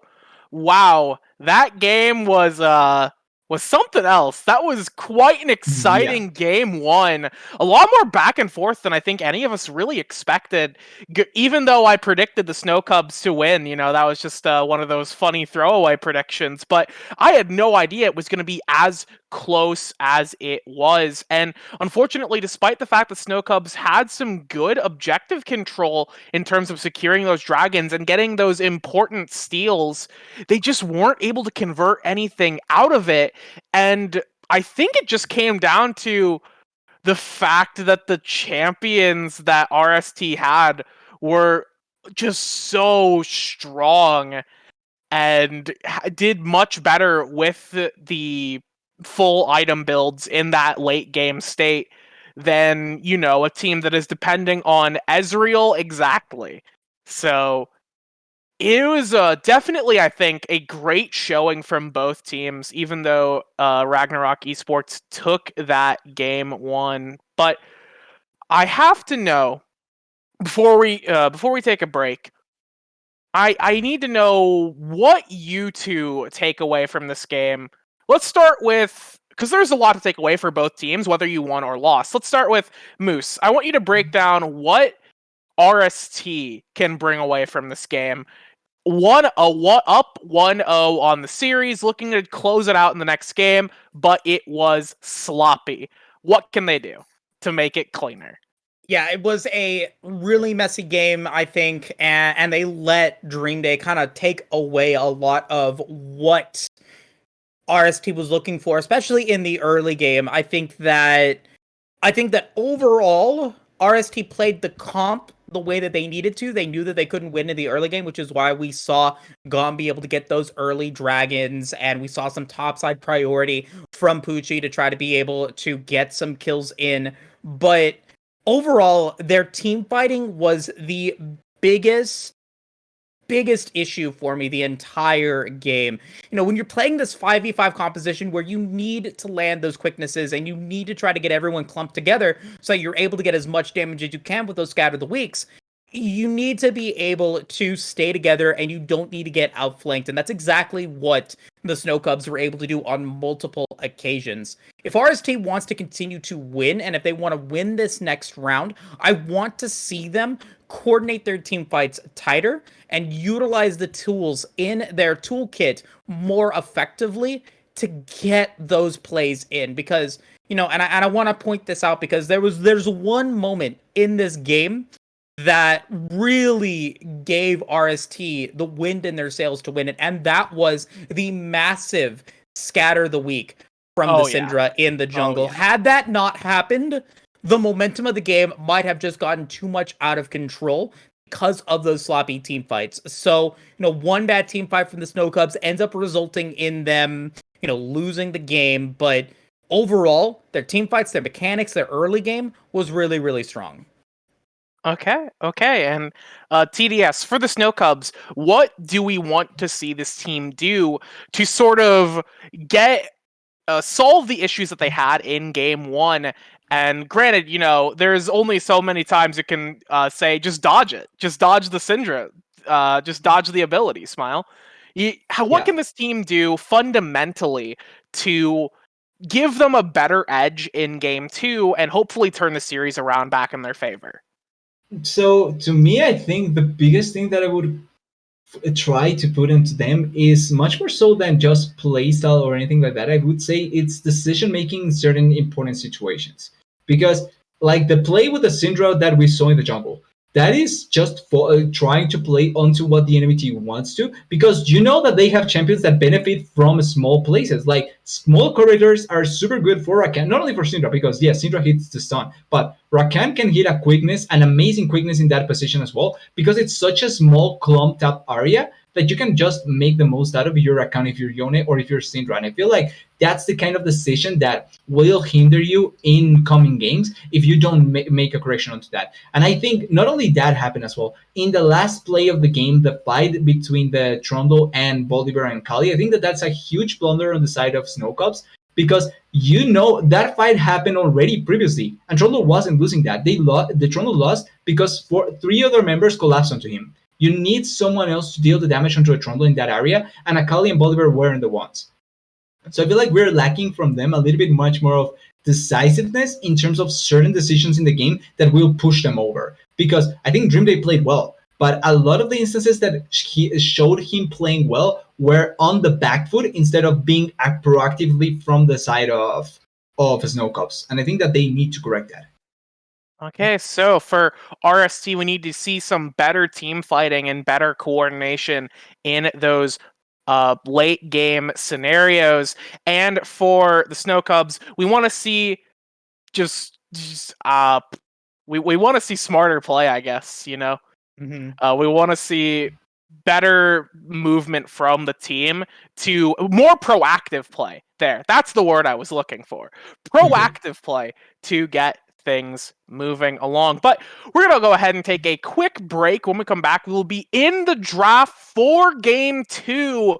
Will Thor take the hammer down and slam it onto the Snow Cubs, or the Snow Cubs get a clutch victory and not go out without a fight? You'll have to stick around and find out, because we'll have the results and the game after the break.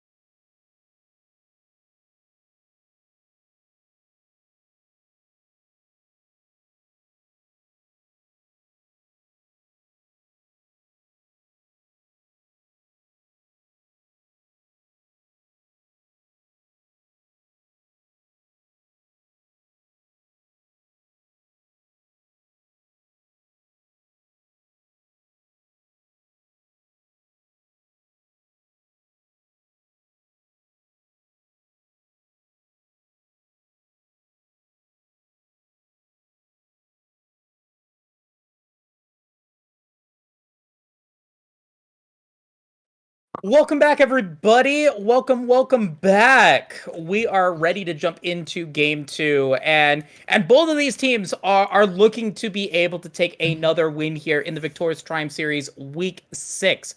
Ragnarok Esports Tour was able to take the win, although it was a very messy win against the Snow Cubs. They are able to secure that victory. Now they're one game away from winning the series 2-0. Yeah, and even though the first one was kind of a sloppy, it did take from what we have seen previously from RST, and I think that they can improve on some of the things. They still were able to get the win, which I think is the most important part because that may at least ease you up enough so that you can get the second win and just secure the victory today. I feel like that's what you really need to focus on, not really just playing better or anything like that. Just try to secure the win as hard as possible. I think that's what matters most. Correct. And I think that that's what's necessary here as we looks like there was a little bit of a draft law client issue. I'm going to get our producer the new draft link really quickly here. Bear with me and we'll get that put in. So, let's just kind of go over what's going on right now. Similar bans from RST and the Snow Cubs, but the Zeri is going to be most importantly banned out from the Snow Cubs here in game 2. Heogre piloting that in game 1 had a pretty good performance, kind of getting overshadowed by Dream Day, but still played very well. Yeah. This game, looking to go with a little bit more stealthiness with the Zonrat, the Twitch, going to get locked in. Yeah, Rat-a-tat-tat coming onto the Rift in this game. I'm really excited because I did mention that I wanted to see it, and I feel like he just pairs up so well with a lot of the champions, so I'm really excited to see the Twitch playing. Now, one of his main weaknesses is a still laning phase, so I'm ready to see if the side of Snow Cubs can punish that. The Bolivar once again getting picked on their side, which I think is completely fine. They hovered the Jhin in the previous game. They didn't go into it, but I think that for laning phase domination, the Jhin is quite good. The problem is that against a lot of mid shields in front, with the Trundle and now with the Leona, can be a little bit hard on the Jhin. Exactly, and now we got to see what the support pick is going to be. 3 of the main tank champions, or one of the main tank champions is still available, and the one that I think Jhin wants the most of Leona is not going to be available in this play. Alistair is still on the table. Braum is still on the table. So there are some tank picks that you can go for, but it looks like it might be an enchanter angle, and it isn't. The TK is going to get locked in to provide that protection for the Jhin, as well as potentially get some CC off as well. Yeah, maybe not much on the aggressive side, even though, like you're pointing out, it can still set up for that Jhin W to try and get the stun down. It's still much more on the defensive side to try and get the Devour. Now, on the bans, we're seeing a lot of the potential meets, and now with the flex of the Akali, just the Akali as well, getting banned away. I think the Syndra much more so than being a dangerous threat. I feel like it's just an overall champion that you can play in almost any situation and can find value. So I feel like that's one of the main reasons that they are banning it away. But there's still a lot of champions that you can opt into in the mid lane. I think the mid lane right now has a lot of open opportunities that I can see RST playing with. I feel like in this game, for example, with Leona, Orianna would be a great advantage for them because you can get a champion that can transport a shockwave into the enemy team quite easily, and it wouldn't be that hard for them to execute. And LeBlanc, ooh, that is unexpected, but nice to see. Yeah, the Snow Cubs are, I think, worried about RST being able to get to the backline. So they ban out the Vex as well, a champion that is highly mobile, that can punish a mobile ADC like the Jhin. Yeah. And so Snow Cub's going to ban that out, but they also pick up the LeBlanc, which is going to be able to get that mobility that maybe Snow Cubs will be able to look for to get to the backline themselves. Twitch is not very healthy, and LeBlanc, if they're able to find those angles, can create a really tough time for Thor if they are not careful. But RST, they're going to stick to their guns here, and they're playing a very similar composition to what they played in game 1, with the objective being to get to that back line, try to be able to get what damage they can as possible, and just take out those carries. And they're going to look to do that with the assassination attempts of the Ahri and the split pushing late game hyper carry of the Gwen. Yeah, I like the one pick here much more than the Nar, so I'm glad they opted into this. They do have a double AP solo lanes, which is not the greatest, but I think that Gwen right now is in a really good spot. It's not necessarily that bad for her. I think that she did get a couple of nerfs this patch, which is kind of affecting her playstyle, but it's still not as bad as it could be. I think she's still playable, and she can find a lot of room to play. The Jace, I think for what Snowcups has drafted, I think actually fits quite well because I feel like they're much more reliant on poke damage and getting members low enough so that then they can opt into assassination than just immediate teamfight or anything like that. Because the Jin is not a huge damage dealer in terms of consistent DPSing. Like he will be able to burst out someone, but he wants to make them as weak as possible before actually just going for the fourth bullet and killing them. So I think that this fits quite well with what Snowcups has in mind, and I feel like they have drafted a composition that can play around it quite well. The only risky thing that I'm kind of trying to see from Snowcups in this composition against RSTs is that there's a lot of CC. Like there's a lot of CC on RST, and it's not hard CC to get down. So someone out of position can completely get destroyed unless it's the time catch on the Bolivar, but even then, like some of these champions can actually get blown up if they are not careful enough. For me, for Snow Cubs, the composition looks a little disjointed. Like, okay, Tom Kenshin, Volibear, and LeBlanc all want to go in. They want to use their kit to kind of shut down somebody, and so there's no one protecting the Jin in the backline because they don't really want to be playing towards that route. Yeah. So I think in this game, I would have preferred something with a little bit more mobility to be able to stick with this front line that is looking to, and this whole team that is looking to be able to find you. You've got a little bit of poke, you've got a little bit of burst damage, you've got a lot of health, but you're not really specializing in one particular type of composition here for the Snow Cubs. Like, I do understand the point of the Jin, but I think that Jin is one of those early carries that even without mobility, luckily, he has one of the biggest ranges in the game. So it's not like he needs to actually play to deal damage or to just out-attack. Like, he can play really, really far away with his ultimate and just help the Jace and the LeBlanc particularly to try and kill a target. I feel like that's the idea with the Jin. Because I do get that with the Ezreal, you can kind of, for example, with Ezreal, you do have much better mobility to play around by yourself, and you're not dependent on having someone else peel for you. But Jin kind of falls into that area as well because you're not really an auto-attacking AD carry. You're a supportive, ability-based AD carry that can help from really far away without being part of anything at all. Fair enough. And so if that is how Snow Cubs is able to execute this composition, if that's the way that Dream Day, who we've lauded, in game one for having a very strong highlight performance for the most of the game, did not die, only died when the game just started to get out of hand. This is now an opportunity for Dream Day to play a much different style of champion and still be able to be that impactful. And for Ragnarok Esports Thor, like on their end, I'm really excited to see what Antiqua is going to be able to do here with this Gwen. I wasn't particularly impressed with the Yone. I understand why it was drafted, but the Gwen was banned out in game one for a reason. They're worried about what Gwen can do, and now having it available, going up against a somewhat difficult matchup in the Jace, it's going to be an opportunity to see really what Antiqua is made of. Yeah, I feel like the first 15 minutes are going to be really, really crucial because depending on the amount of pressure that we see on that top side, we're going to be able to see the win. Like, Antiqua has to either play with complete self-care, self-resistance. I'm lacking on the word, but he cannot be too aggressive because I feel like with the Jace drafted, the plan has to be go as hard as possible into that top lane, put down the Gwen, and not allow for her to do anything, which falls into then Antiqua has to be much more careful about his decision making in that sense, and has to try and play for post 15 minutes with one item, with the side lane open. Even if it's your turret that is down, you have to try to play like that, because if you fall down in terms of kills and CS, because that's bound to happen, then that's going to be an even bigger issue than just losing a couple of CS early on.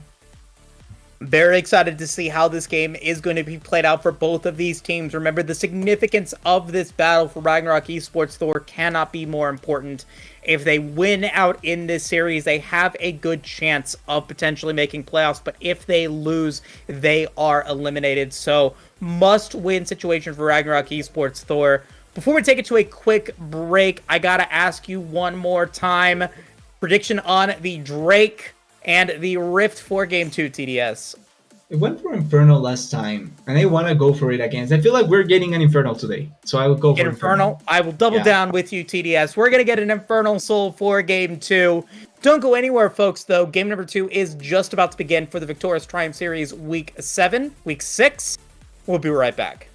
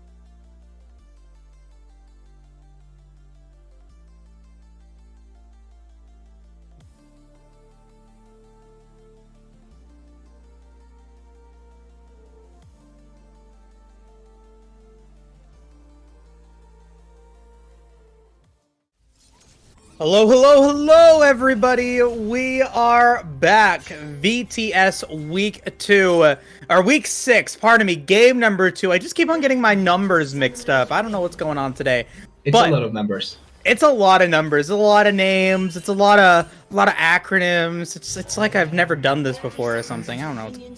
Anyway, VTS Week 6, Ragnarok Esports Store going to be on the blue side. Antiqua playing as the Gwen. Puchin is playing as the Trundle once again. We've got JG Zeri is the name that I've learned. JG Zeri for short, going to be playing as the Ari. Heyo going to be playing as the Twitch, and Sour Candy playing as that Leona. Ragnarok Esports Store, I think that they're looking to have a pretty quiet early game for the most part.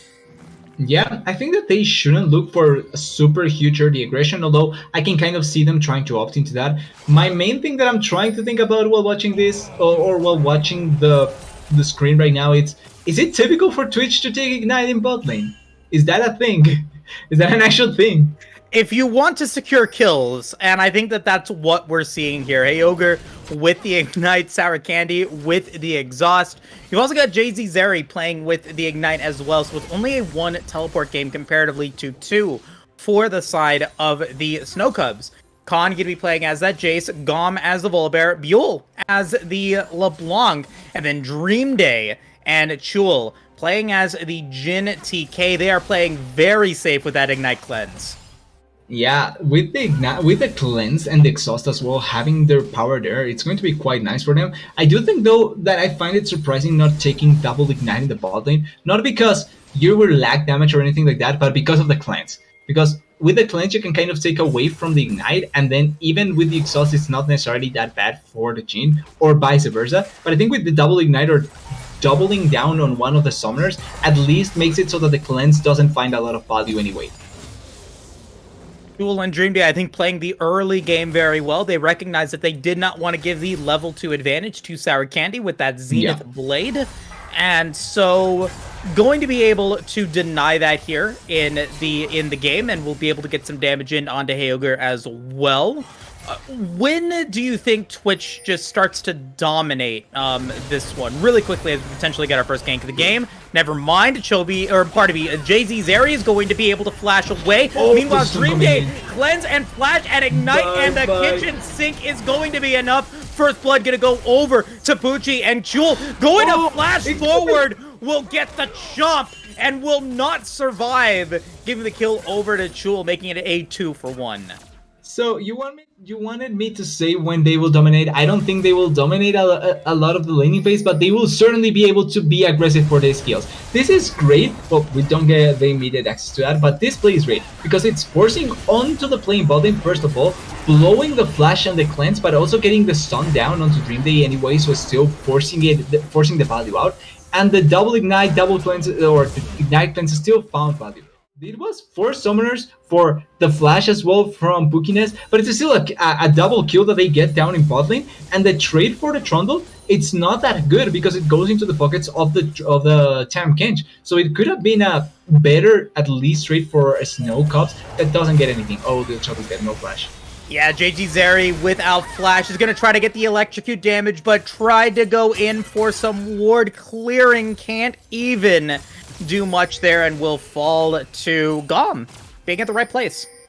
Yeah, and that is a timing that I can kind of understand from the Ahri being an Ahri player myself. I can kind of understand that kind of timing being bad for you or as mid laner, because you want to try and get some vision down, but because of the positioning of your jungler, there's a really high possibility that the Volibear is either on that area or on that bush, and I've fallen victim to that. So unlucky for the Ahri, but it's still not a completely opposite situation. Oh, Gom is going to get hit by the charm, and Khan is going to miss the shockwave. That's going to be Antiqua being able to take down Gom. Huge retaliation here for RST.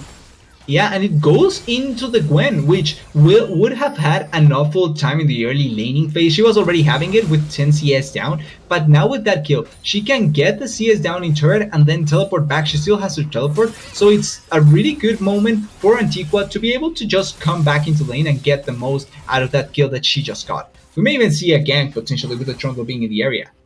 Yeah, great dodges of the shockwaves as well, and a great charm coming in from Zeri as we do get that gank that you were talking about. Poochie is going to be able to get some damage in onto Khan, but does not have these Pillar of Ice to come through. Khan is trying to bait out a play, and Gom is on the way, but they're not taking the bait, and Poochie and Antiqua will survive. Yeah, Gom was arriving to the area, and like you're pointing out, with the pillar already used, it becomes hard. Oh, wait. Yeah, we're going to get a play coming in. Dream Day is going to get hit by the Zenith Blade and the stun as Heoger will get hit by the Abyssal Dive. So a little bit of CC back and forth against the ADs. It's going to be Zeri against Buell. Buell is going to get hit by a turret shot, but he is level 6 against him, so they're feeling pretty good about that. Meanwhile, we're just going to continue to get play after play.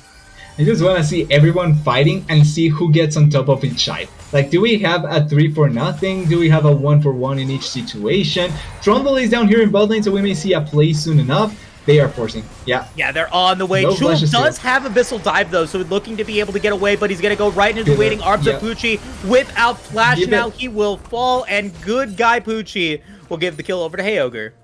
Yeah, we talked about the timings. That is a really good timing for an engage. Importantly, because even with the vision there, they were way too pushed far forward, and without flash, like a Leon engage just is deadly for anything that happens towards snow calms. I really like the aggressiveness that we're seeing from the side of RST, especially from the Trundle, because last game I think that with the CS deficit that he was on, I feel like he should have been a little bit more aggressive in the early attempts on ganks.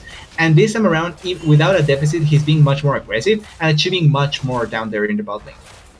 I think that that's also attributing to just the bottom lane that they've got Dream Day and Chul are not playing an early game composition this time. They are playing something that is going to scale up, which does unlock Poochie a little bit more. And because of that, we're going to see the first Dragon of the game going over to the side of RST with a Mountain Drake spawning in the second one in 5 minutes. Our prediction of an Infernal Rift is still on the menu.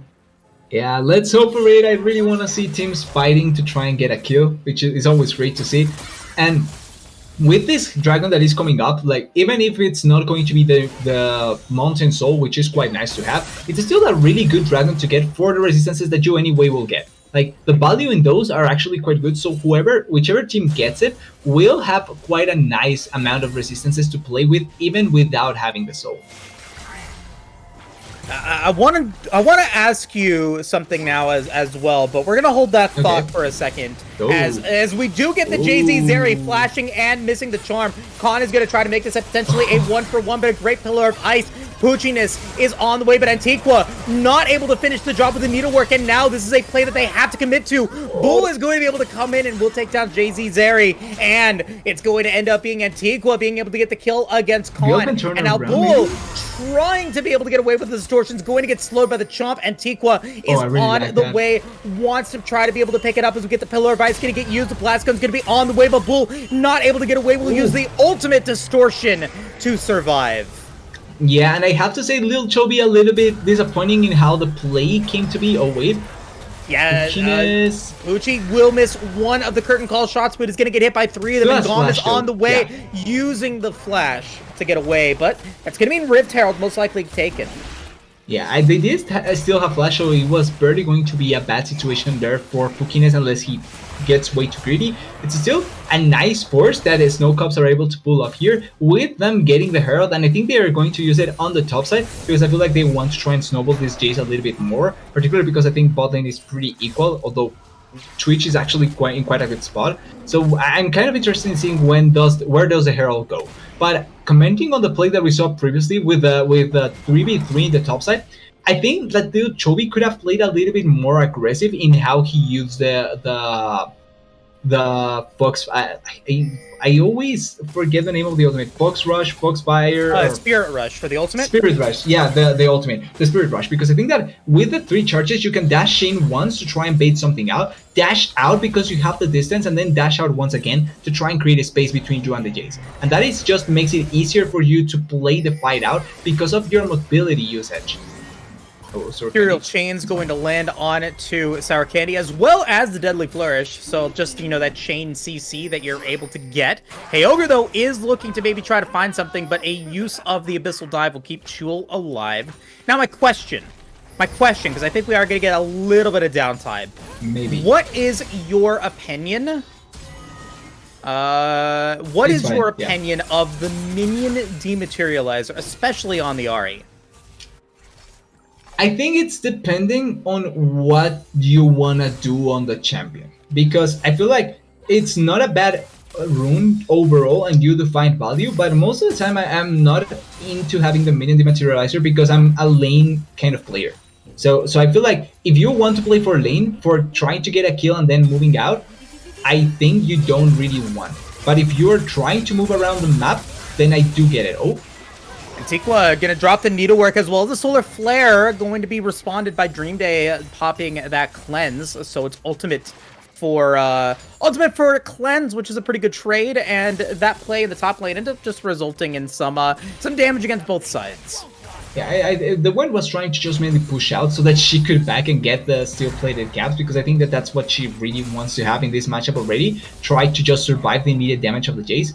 But we don't see, we see the blowing out of certain cooldowns, but it's not like they are going to be inactive or unusable later on, or at least in the next 50 seconds, which is when the Dragon will come back. And I think that that's something that we have to keep our eyes on, especially for that potential fight. Yeah, you know, the decision there from Antiqua to go back and not utilize the teleport could be potentially big. Khan is still in the top lane, and teleport will be up in just a couple of seconds. Will be available for potentially a Mountain Drake fight here in a couple of moments, and both teams are poised to try to go for it. But Antiqua does have the item advantage against Khan for the time being.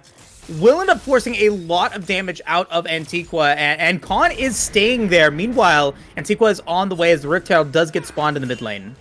Interesting that they used it in the mid lane. I think that you get almost same value using it in the bot lane, because you get the free push anyway. It's barely no chance that they can contest that, but still giving the gold to the LeBlanc is actually not a bad choice in my opinion. I would give it to the Ace, but I think the LeBlanc is also a good one. Oh, Trundle on the side. Teleport is getting used by Comp, but now it's going to be Zeri trying to be able to get some damage in onto Gomp, and this Spirit Rush will be enough to be able to execute the Volibear, and the Dragon is getting it taken by RST. The needlework damage is huge as Heyoger will secure the kill against Chul. That is 2 members down as Khan is going to try to be able to get onto his side of the rift. Will flash away, but the Pillar of Ice just one more. Will not be enough. Oh my god, Poochie trying to give the kill over to Zeri will end up giving Khan another day to survive, but teleports are getting used left and right. The teleport from Bull going into the mid lane still ends up being the Dragon going over to RST. It's still the Dragon going for the side of RST, and this play, the forcing from the side of RST is really good this time because they are going onto the Volibear. Volibear is quite squishy because he's opting into a much more damage-oriented build, the Sunderer build. The Sunderer build. So that means that he's going to die quite quickly, and I like that they opted into killing him first and then falling into the rest of the members. Something that I think we lacked in the previous game. This game they executed on it really nicely. They get the kill on the Twitch and the Dragon as well. Really nice execution. Also, we both won. It's Infernal Rift. Yay! We were right. Finally, it's been so long since we've both been right, and you know what? We get to do it today, week 6. I'm so glad. I'm so happy. And you know who else is happy? RST, because now with 2 dragons in hand, if they get 2 more, that is going to be so much damage on that win on the Twitch. Oh, nice segue. Yeah, you know, the Infernal Drake being able to get that burst damage, the AoE damage as well if you are able to get 4. As they look to try to go in again, Dream Day does not have a flash or a cleanse. As Sour Candy's going to try to go forward, going to flash forward for the play as well. Meanwhile, in the top lane, Khan and Puchiness are going to be able to take one Antiqua on a killing spree. Oh my god, the taunt is ticking down against Dream Day, but the refillable potion will be enough HP to keep him alive. So ends up just being a 1-for-0 in favor of RST. Heyoger didn't press Ignite. He wasn't in range to press Ignite, and with Ignite, he gets the kill 100%. So unlucky there. But still, they did force out... Well, actually, they didn't force out anything. The cleanse is still up. So I thought that they at least forced out the cleanse. So for the next play, they can pull it off. But they committed flash from both of them to try and get the kill, and they didn't get the kill, which is a little bit salty for the side of RST to not get it. But they still get the turret, so value, all in all. Yeah, salty, you say. I haven't heard that in a little bit. I was thinking of using sour, but it doesn't fit right with me to say sour in that play. I suppose, but looks like we might be looking to go in for a sweet play here from RST. They're looking to be able to get this Rift Herald, and it is a 3v3 for the time being. Chul is on the way to potentially make it a 4v3. No ultis, Rift Herald did not get deleashed, and so who's going to be able to get that Rift Herald? It will be Gom being able to secure it. Khan is going to be able to get a lot of damage thanks to the acceleration gate, and they're going to initiate onto it. Pucciness will get shut down. It's going to be a bounty goal going over to Bull as Chovy maybe going to get targeted. Savarkandy's going to go in, and now the spray and pray. Heyoger's on a killing spree. He's going to get 1, going to get 2, going to get 3 maybe. As Antiqua's on the way now to try to be able to whittle down Dream Day and Bull. Flashing forward, going to be able to get the charm thanks to a great charm from Zeri. So 3 for 1, maybe even a 4 for 1 as Antiqua is going to pop the goal. He's going to try to be able to secure it. Nope, the blast cones will be enough to keep Bull alive. Yeah, not fast enough to get into the LeBlanc, but this play I'm not against here from Snow Cups because they were actually in a position to go for the play, but I think they committed way too hard here, and this is the perfect spot to see the fight. The Twitch just comes in with the spray and pray, gets the perfect angle to just get 3 out attacks, and per Dream Day, he just comes in to try and help the team, gets completely destroyed because of just trying to be a good teammate, and it just dies out of nowhere. I feel so sad in that play from Dream Day, but he still blew the flash of the Ares, so at least something, but a great response by RST in that play. Yeah, an extra 1,000 gold in Heyoger's pocket. You know, just went back and said, hey, I'll take an extra 1,000 gold, and goes back and comes back with his second item, a 4-0-3 Twitch with now Phantom Dancer at hand, and Spray and Pray is going to be available. It's 1 full item on the Jhin, and still he's 1.5 item essentially, or 1 and a bit item on the Jhin essentially. That's so much damage for the Jhin, and a lot of fights already as well. Yeah, Rift Herald's going to get popped as we do get Chul maybe going to get targeted here from Savarkandy as the curtain call does come in. Meanwhile, in the top lane, Antiqua's going to go up against Khan, and Khan is very low with that teleport available. He wants to be able to survive that as the dragon spawns. Infernal Drake is ready to go. This would be soul point for RST if they are able to get it, but some ultimates are not at disposal for both teams. A ton of damage on Heyoger, but it's not going to be enough to take down the Twitch. Chovy is going to be able to get onto a killing spree, and Buell is going to be forced out of the fight. Heyoger survives. Great defense from Savarkandy, and RST is on soul point. How did that go from Heyoger almost getting soul killed by the LeBlanc to Gom dying out of nowhere and then losing the dragon? That is a really bizarre sequence of events that happened for Snow Cups, but they tried to trade it positively in their favor, but they were essentially losing in almost every front apart from that small opportunity for the LeBlanc to go for the trade. That was such a bad shockwave. I'm really having my doubts on Khan right now as this Jace. He's missed some point blank shockwaves this game. I don't like the matchup overall, if I'm honest. Like, you have to dumpster the Gwen in such a way that she's barely a champion for 15 minutes. And even then. I would say, you know, the matchup becomes a lot more favored for Antiqua once you get the plated steel caps. And now Khan is in a very bad position. It is going to be potentially death number 4 for the Jace, but a great devour from Chul is going to be able to keep him alive, and he's going to be able to get that shielding as well. Needlework is going to get used, and now it's going to be the engage, and Pucci's going to be able to take 1. It's going to be a double kill for Pucci, and it's going to be Heyoger being unstoppable, picking up the 3rd. Yeah, and teleport was cancelled as well. So Bio. Oh my god! Oh my god! This Ahri is cracked. Predicted the distortion reset, but now can he actually secure the kill? He doesn't have enough mobility. Thumbs up. With Ignite, she gets it, but still, that was really sleek to get that charm back. But this, right here in the replay, the re-engage, I don't really understand the re-engage there because the last little bit of needlework was still coming through, and Trundle is still there. Like, you're lacking members, you're lacking damage, and you're trying to re-engage onto a Wen that is 1 full item with a Trundle that has 1 full item as well. Like, it just feels counterintuitive to try and go for that play. Great charm in that. Like, as an Ahri player, that was a great charm. On 0 to 9 tails, how many tails do you give that charm? 8. The one that is missing is the kill. Right. If the charm would have landed as a kill, it would have been a 9 out of 9 tails kill. But still a very strong performance as they're looking to try to be able to get the Baron to go down. Curtain Call is going to get used, but it's actually just whittling down the Baron a little bit more. Gom is now down to about half HP. Flash is available for Zeri as the Ari now, as we do go and get the reset coming through. Dream Day is going to get rooted, tooted, and sent back to the Shadow Realm. Antiqua's on a rampage, going to be able to take down Khan, and Chul is no chance to be able to win out against Heyoger. Chogi going to try to be able to use a Spirit Rush and will try to be able to take the kill against Bull, who is now in a very tough situation, trying to use the distortions, going to try to use the charms, but it's going to be the Zenith Blade. It's going to be the Flash. Bull wants to survive this play. Meanwhile, the Baron is going to get taken by RST. They will get it. Buell will survive, but there's so much taken from RST.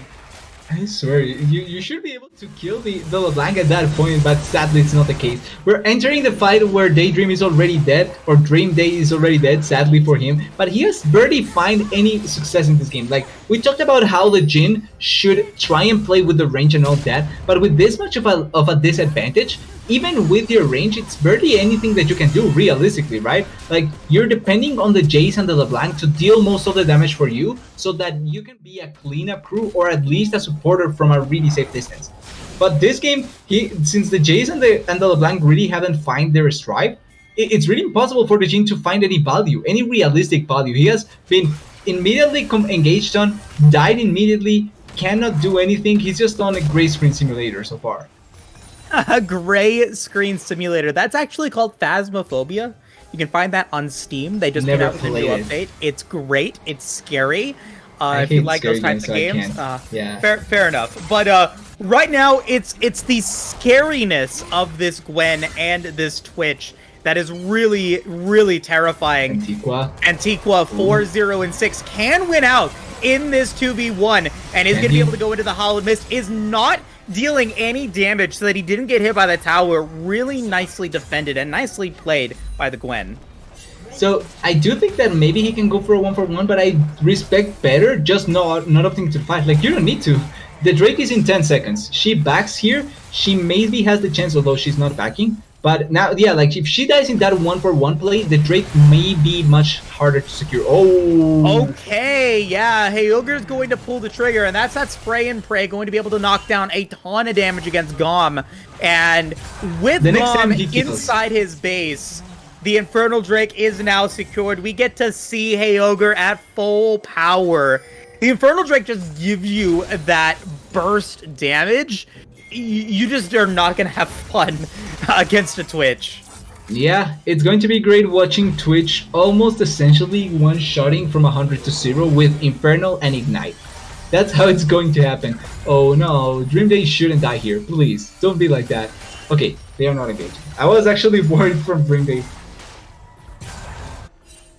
Yeah, I mean, if he moved a little far forward, it might have just been Sour Candy and JG Zeri being able to take that kill, but regardless of that, though, I mean, we have to talk about just how different games 1 and 2 were here for the Snow Cubs. Game 1 looked really great for Snow Day, and now you've got two members, Khan and Dream Day, that are killless. They have not gotten a single kill. Buell having a little bit of redemption game, 3-0 and 0, but that's not nearly enough as Chul face checking the wrong brush will have to flash away. Yeah, and that was without Subjugate. With Subjugate, you can actually get that kill onto the Temp Gauge. Oh. Antiqua gonna maybe take that kill, and oh my goodness, the Snip just dealing damage there. Antiqua's gonna be able to get away. Just over the 3v1, I think that Antiqua still wins it. Riftmaker and Stopwatch along with Asher's Tooth, you might be able to do it. Gom, and he is gonna pull the trigger. Gom is in trouble. Antiqua's unstoppable. Thanks to that Solar Flare assist from Sour Candy, we'll be able to pick up that kill. Chovy not able to land the Everfrost will allow Buell to survive another day, but this game is looking inevitable for RST. Yeah, there's barely anything that SC can try and find to stop this game from going downhill at this point. Like, they don't have a lot of engaged tools, and their engaged tool is dead already. Okay, well, Pukin is dead. What? That's one. Yeah, I mean, that's going to stop the aggression for the time being and the initiation from the Curtain Call. Sour Candy is going to take all of those shots and will take very little damage. And now Heyoger can come in and just put in the work. Heyoger is godlike. 7-0-4. Yeah, that is the Twitch damage with 3.5 items that Jin with 1.5 will barely be able to do. So unlucky for you, but even like we saw that in that curtain call. Oh, Antiqua? No way. No way. No way they go for another play. unless. No way. No. Okay, they back away. We can talk about Unless- what's going on here because it's kind of a slaughter right now. RST, Yeah. they put it together and they figured out what they needed to do here in game 2. Yeah, this game 2 has been a much better showcase of how we expected them to play this out. Not because Snow Cubs weren't capable of playing normally, but because this was really hard on them. Like realistically, it was a really harsh game for them to play out, especially with how well RST has been doing. And without leads, it just feels really hard for them to execute. I agree, and I mean we'll talk about this in the post game, and I don't want to make it sound like that the Snow Cubs are out of the game, but at 12,000 gold deficit, it's going to be really tough to do, and maybe we're just going to see the smash on the wallets now. Chul is going to get targeted once again. Heyoger's going to be able to go legendary, as Antiqua is going to be able to move forward with that needlework. Gom is going to be the target, and it's Dream Day extremely low with the ghost coming through. Heyoger's going to be able to get a double kill. Wants to be able to get more. The multi-kill might be available, but it's going to be JZ Zeri going to be able to get a double kill themselves. Buell, the only remaining member of the Snow Cubs to be able to survive, trying to be able to remain deathless in this game, can just go into the fountain and let the cookie crumble. RST is going to be able to keep their chances of the playoffs alive and will win the 2-0 against the Snow Cubs. Yeah, the first game was the one that kind of makes us worried about how this may end up going, but at the end, they perform. RST comes in and gets the 2-0 victory. Becky was wrong, as you can see. Oh, wait, yeah, it's understandable. Yeah, look, I'm always wrong. Yep, and there's my punishment. I get to be the worst champion in the game. For a brief moment. All right, cool, amazing. Okay. Anyways, yeah. So that was a game of League of Legends, and quite a slaughter indeed. Although the Snow Cubs had a good showing in the first game, at least good enough to where it would seem that there could be a competitive series. The Thor, the Norse gods, they don't lose control of things that live by frost. I was trying to workshop a good pun while we were waiting for the game to end, and that was the best one I came up with. It was Bifrost. That's right. Okay. So yeah, I'm sorry. Yeah, so pretty much a commanding game from RST and a great showing to give them momentum going into the last week when they have to battle it out once again to secure their spot in playoffs, because it will be them going up against they're actually going up against G7M next week, which is going to be a tough matchup for them because G7M have done very well throughout the regular season so far. We've cast a couple of their matches and they've had some int moments, but for the most part they've been a very aggressive and consistent team. So very impressed with what they've done, but now RST are going to have to bring down the hammer and showcase why they deserve to be there in the next week. But that is of course a next week thing, and this week we still we can celebrate the result. The players can take a breather, wipe the sweat off their brow. They're good. So we are starting the MVP poll. Who do you feel was the most valuable player for our good friends on RST?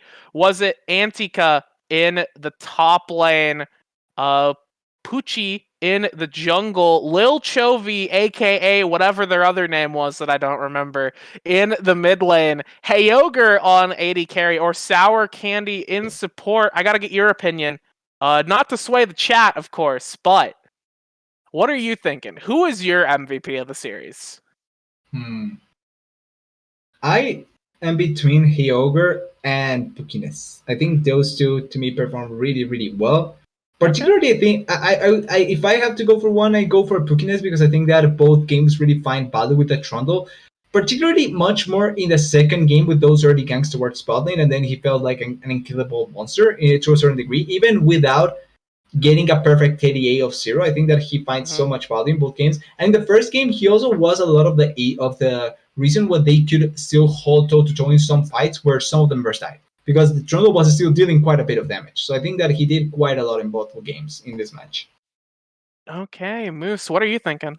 I'm going to disagree. I think Sour Candy wins MVP hands No. down. Ooh, let's go. Sour Support Candy. bias. Support lives matter. I am not a support, but support lives do matter. And without some of the Grant entrances in game one, some of the quicknesses in game one, and the phenomenal uses of the Zenith Blades and the Solar Flares in game two, I don't know if RST was going to be able to take that win. And sometimes it takes a good support to be able to make that happen. I thought Hyoger played really, really well in game two, but got outshined in the ADC role in game one. Wasn't able to really pop off until the end of the game and didn't give the shutdown over to Dream Day quickly enough to be able to make something happen. And for Pucciness, there were moments that I felt like he could have performed better, especially in positioning in those team fights.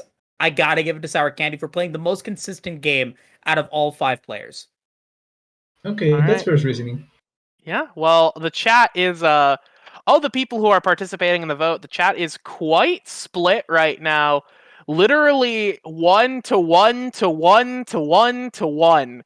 So, if whoever breaks the tie has the power to determine who will become the MVP of the match. And I think the team as a whole performed very well, especially in game 2. Of course, I may not actually be a support main anymore since I moved on. However, I gotta bat for the supports because supports are out there.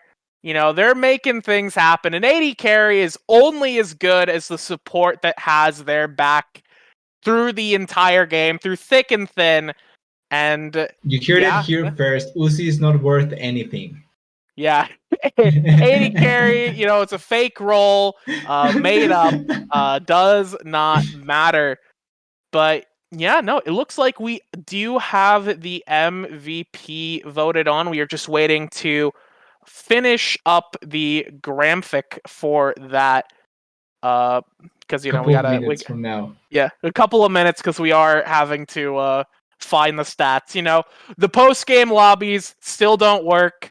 Love it. Thank you, Riot. Been a blast. It's only been like 4 patches that it hasn't been working. So, oh geez, oh man. Yeah, I think that despite all of the issues with the client, I think that overall, this patch has been great. We've had the opportunity to look at some really great moments coming in from both sides. Let me pull up. I'm being asked to pull up stats, but I actually went out of the custom lobby. Excuse me. Hold on. I'll go into. I wasn't even there, so Good, we good have enough old, time. good old Porofessor. But while we're getting that stats, maybe we can talk about what's coming up for all of us. Okay, because yes. I know you've got some announcements. I think Becky, and I know that TDS is continuing to have some great times. Do I have announcements? That's a great question. Do you? I hope you do. Well, aside from the normal loops that I go through, I guess I can go through those. So, if you're enjoying the broadcast and if you are enjoying the content here on Victoris, we've got content every day of the week. That's right. Monday, Tuesday, Wednesday, Thursday, Friday. We've got it all. We've got League of Legends, we've got Valorant, and as we approach playoffs for all of these leagues, we get closer and closer to the stuff that really shines, the games that really matter, the best of 3s and best of 5s that make or break teams, and it's going to be really exciting. So you're not going to miss any of it. Make sure you hit that follow button. Follow on Twitter as well to get updates of what teams are playing and what production members will be involved in the broadcast. If you have a favorite, I don't know if you have a favorite out there. I know my favorite is TDS, so that's that. I can't Sorry. live with that. I'm happy with that. All right. Jaws to the floor. It's a betrayal. The I line just betrayed in the Moose. sand has been just drawn.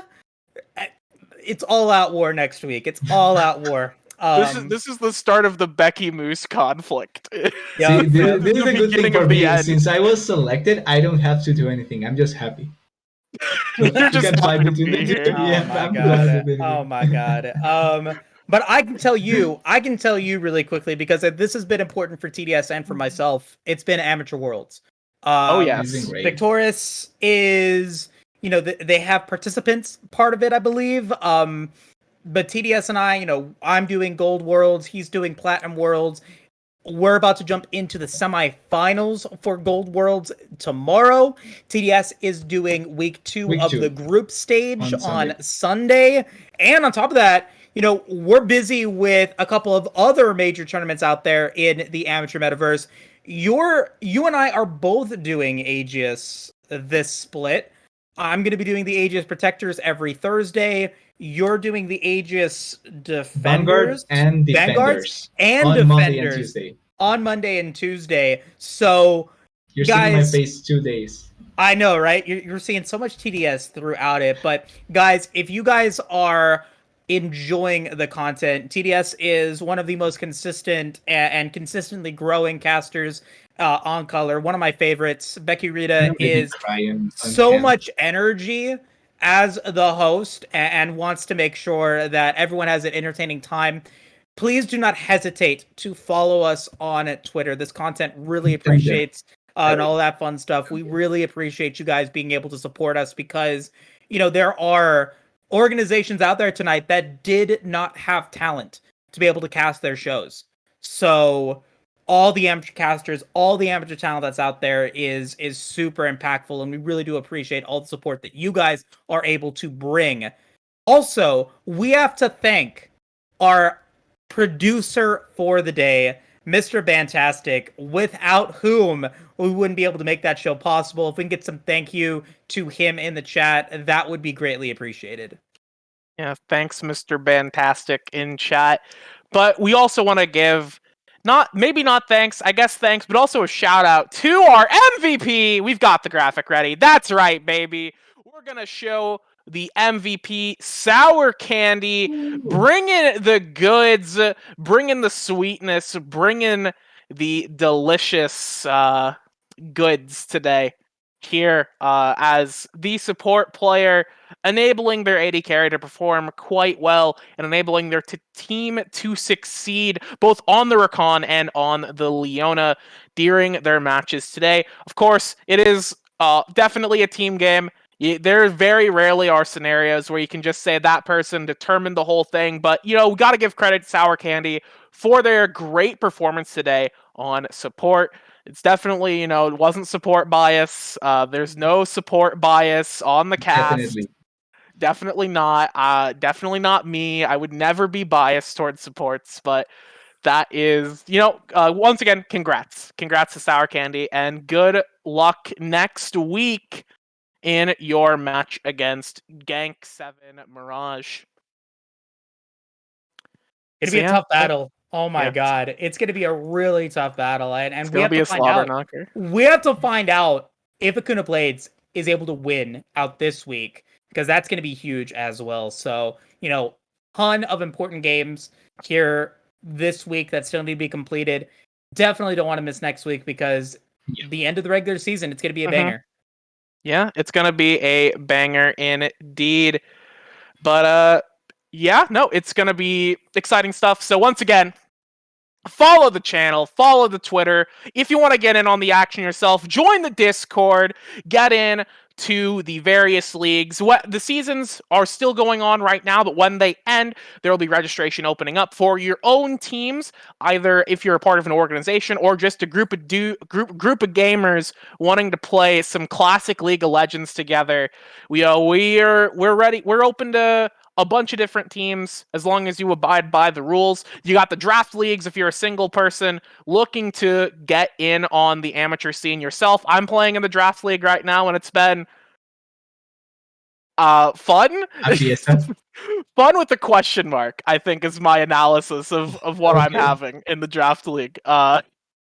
It's a good time. There are some great personalities. It's a blast. And, if you're interested in that, make sure you join the Discord, get all the information on that. But that closes our show out today. Unless you have something you would like to promote, TDS, before we dip, that Moose didn't cover, because, Moose was going on a tear there. I couldn't interrupt, I was enthralled. Yeah, Moose pretty much said everything that needed to be said, but I'll reiterate on it. Follow Twitter. It's down there. You can follow there and you will know a lot of things. And same with Moose. Maybe not with track Becky. of the amateur league events going on, Amateur Worlds being produced this weekend. Definitely exciting games going on. And there's always League of Legends action. The LCS and the big leagues, they're off right now. I think LPL started, but the rest of the leagues, they're still we still got a couple weeks for them to come back. It's a perfect time to get invested in the amateur scene if you are a player, a caster, just a personality who loves to watch and play League of Legends. So highly recommend it. And thank you for watching this broadcast, of course. And I have been Becky Rita for Victoris Triumph Series. Of course, I've got Moose. I've got TDS. We'll see you next week for whichever match we decide to stream, and we will get all those results to see who will make it into playoffs, who's going to get their hearts shattered, who's going to get their hearts emboldened, and who will go on to become the members of the playoff league, who gets a shot at that championship, at that coveted chip, and that prize money at the end. You're going to want to be back next week so you can see the results of these games, because it's going to be something. It's going to be something. It's going to be exciting, and it's going to be good stuff. So, thank you, everyone, and enjoy your weekend.